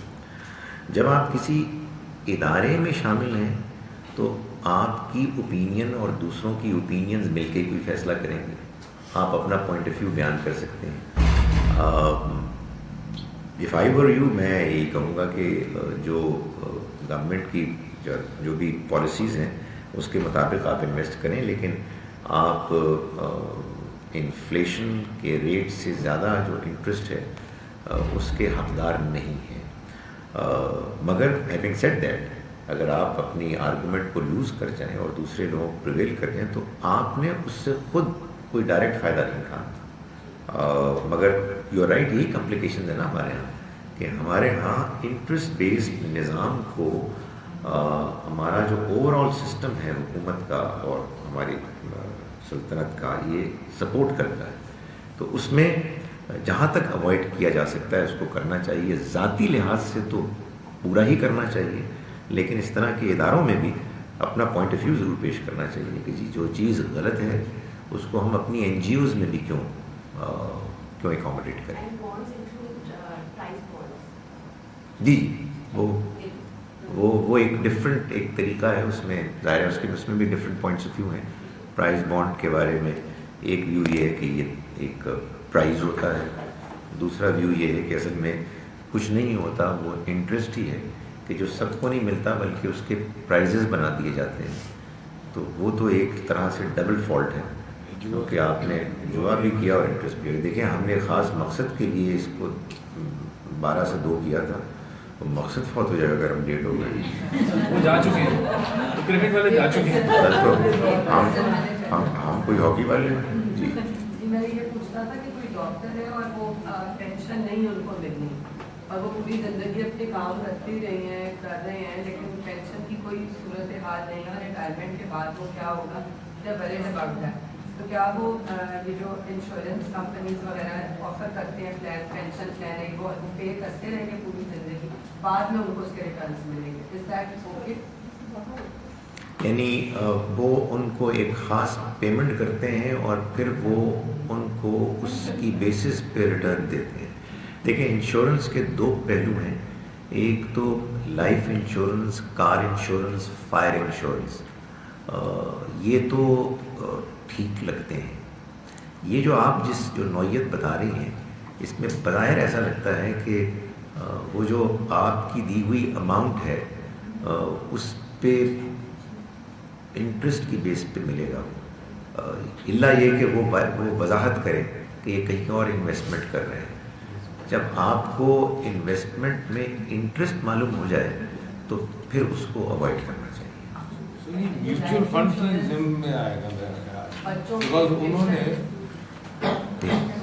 سوال پورا کروں. بچوں کی ایجوکیشن اور ان کی شادی اور ان کی چیزوں کے آپ تھوڑا گھر میں سیو کرتے ہیں تو کیا وہ بھی پھر انٹرسٹ کی فارم میں ہوتا ہے کہ انشورنس؟ یعنی میں نے گزارش کی نا کہ میرا خیال ہے کہ اس معاملے میں یہ ان سے پوچھنا چاہیے کہ یہ کس بیسس پہ ریٹرن کریں گے. اگر وہ کہیں کہ جی ہم انٹیلیجنٹ جیسے کہہ رہے ہیں میوچل فنڈ ہے اس میں کر رہے ہیں تو پرابلم ہی کوئی نہیں. تو ان سے یہ پوچھیے. اگر وہ آپ کو آپشن دیں، ان سے کہیں جی کہ ویری مچ سو ہم چاہتے ہیں لیکن پلیز ہمیں اس میں سے نہ دیں اس میں سے دیں، تو کوئی مسئلہ نہیں، پھر کوئی مسئلہ نہیں. چلیے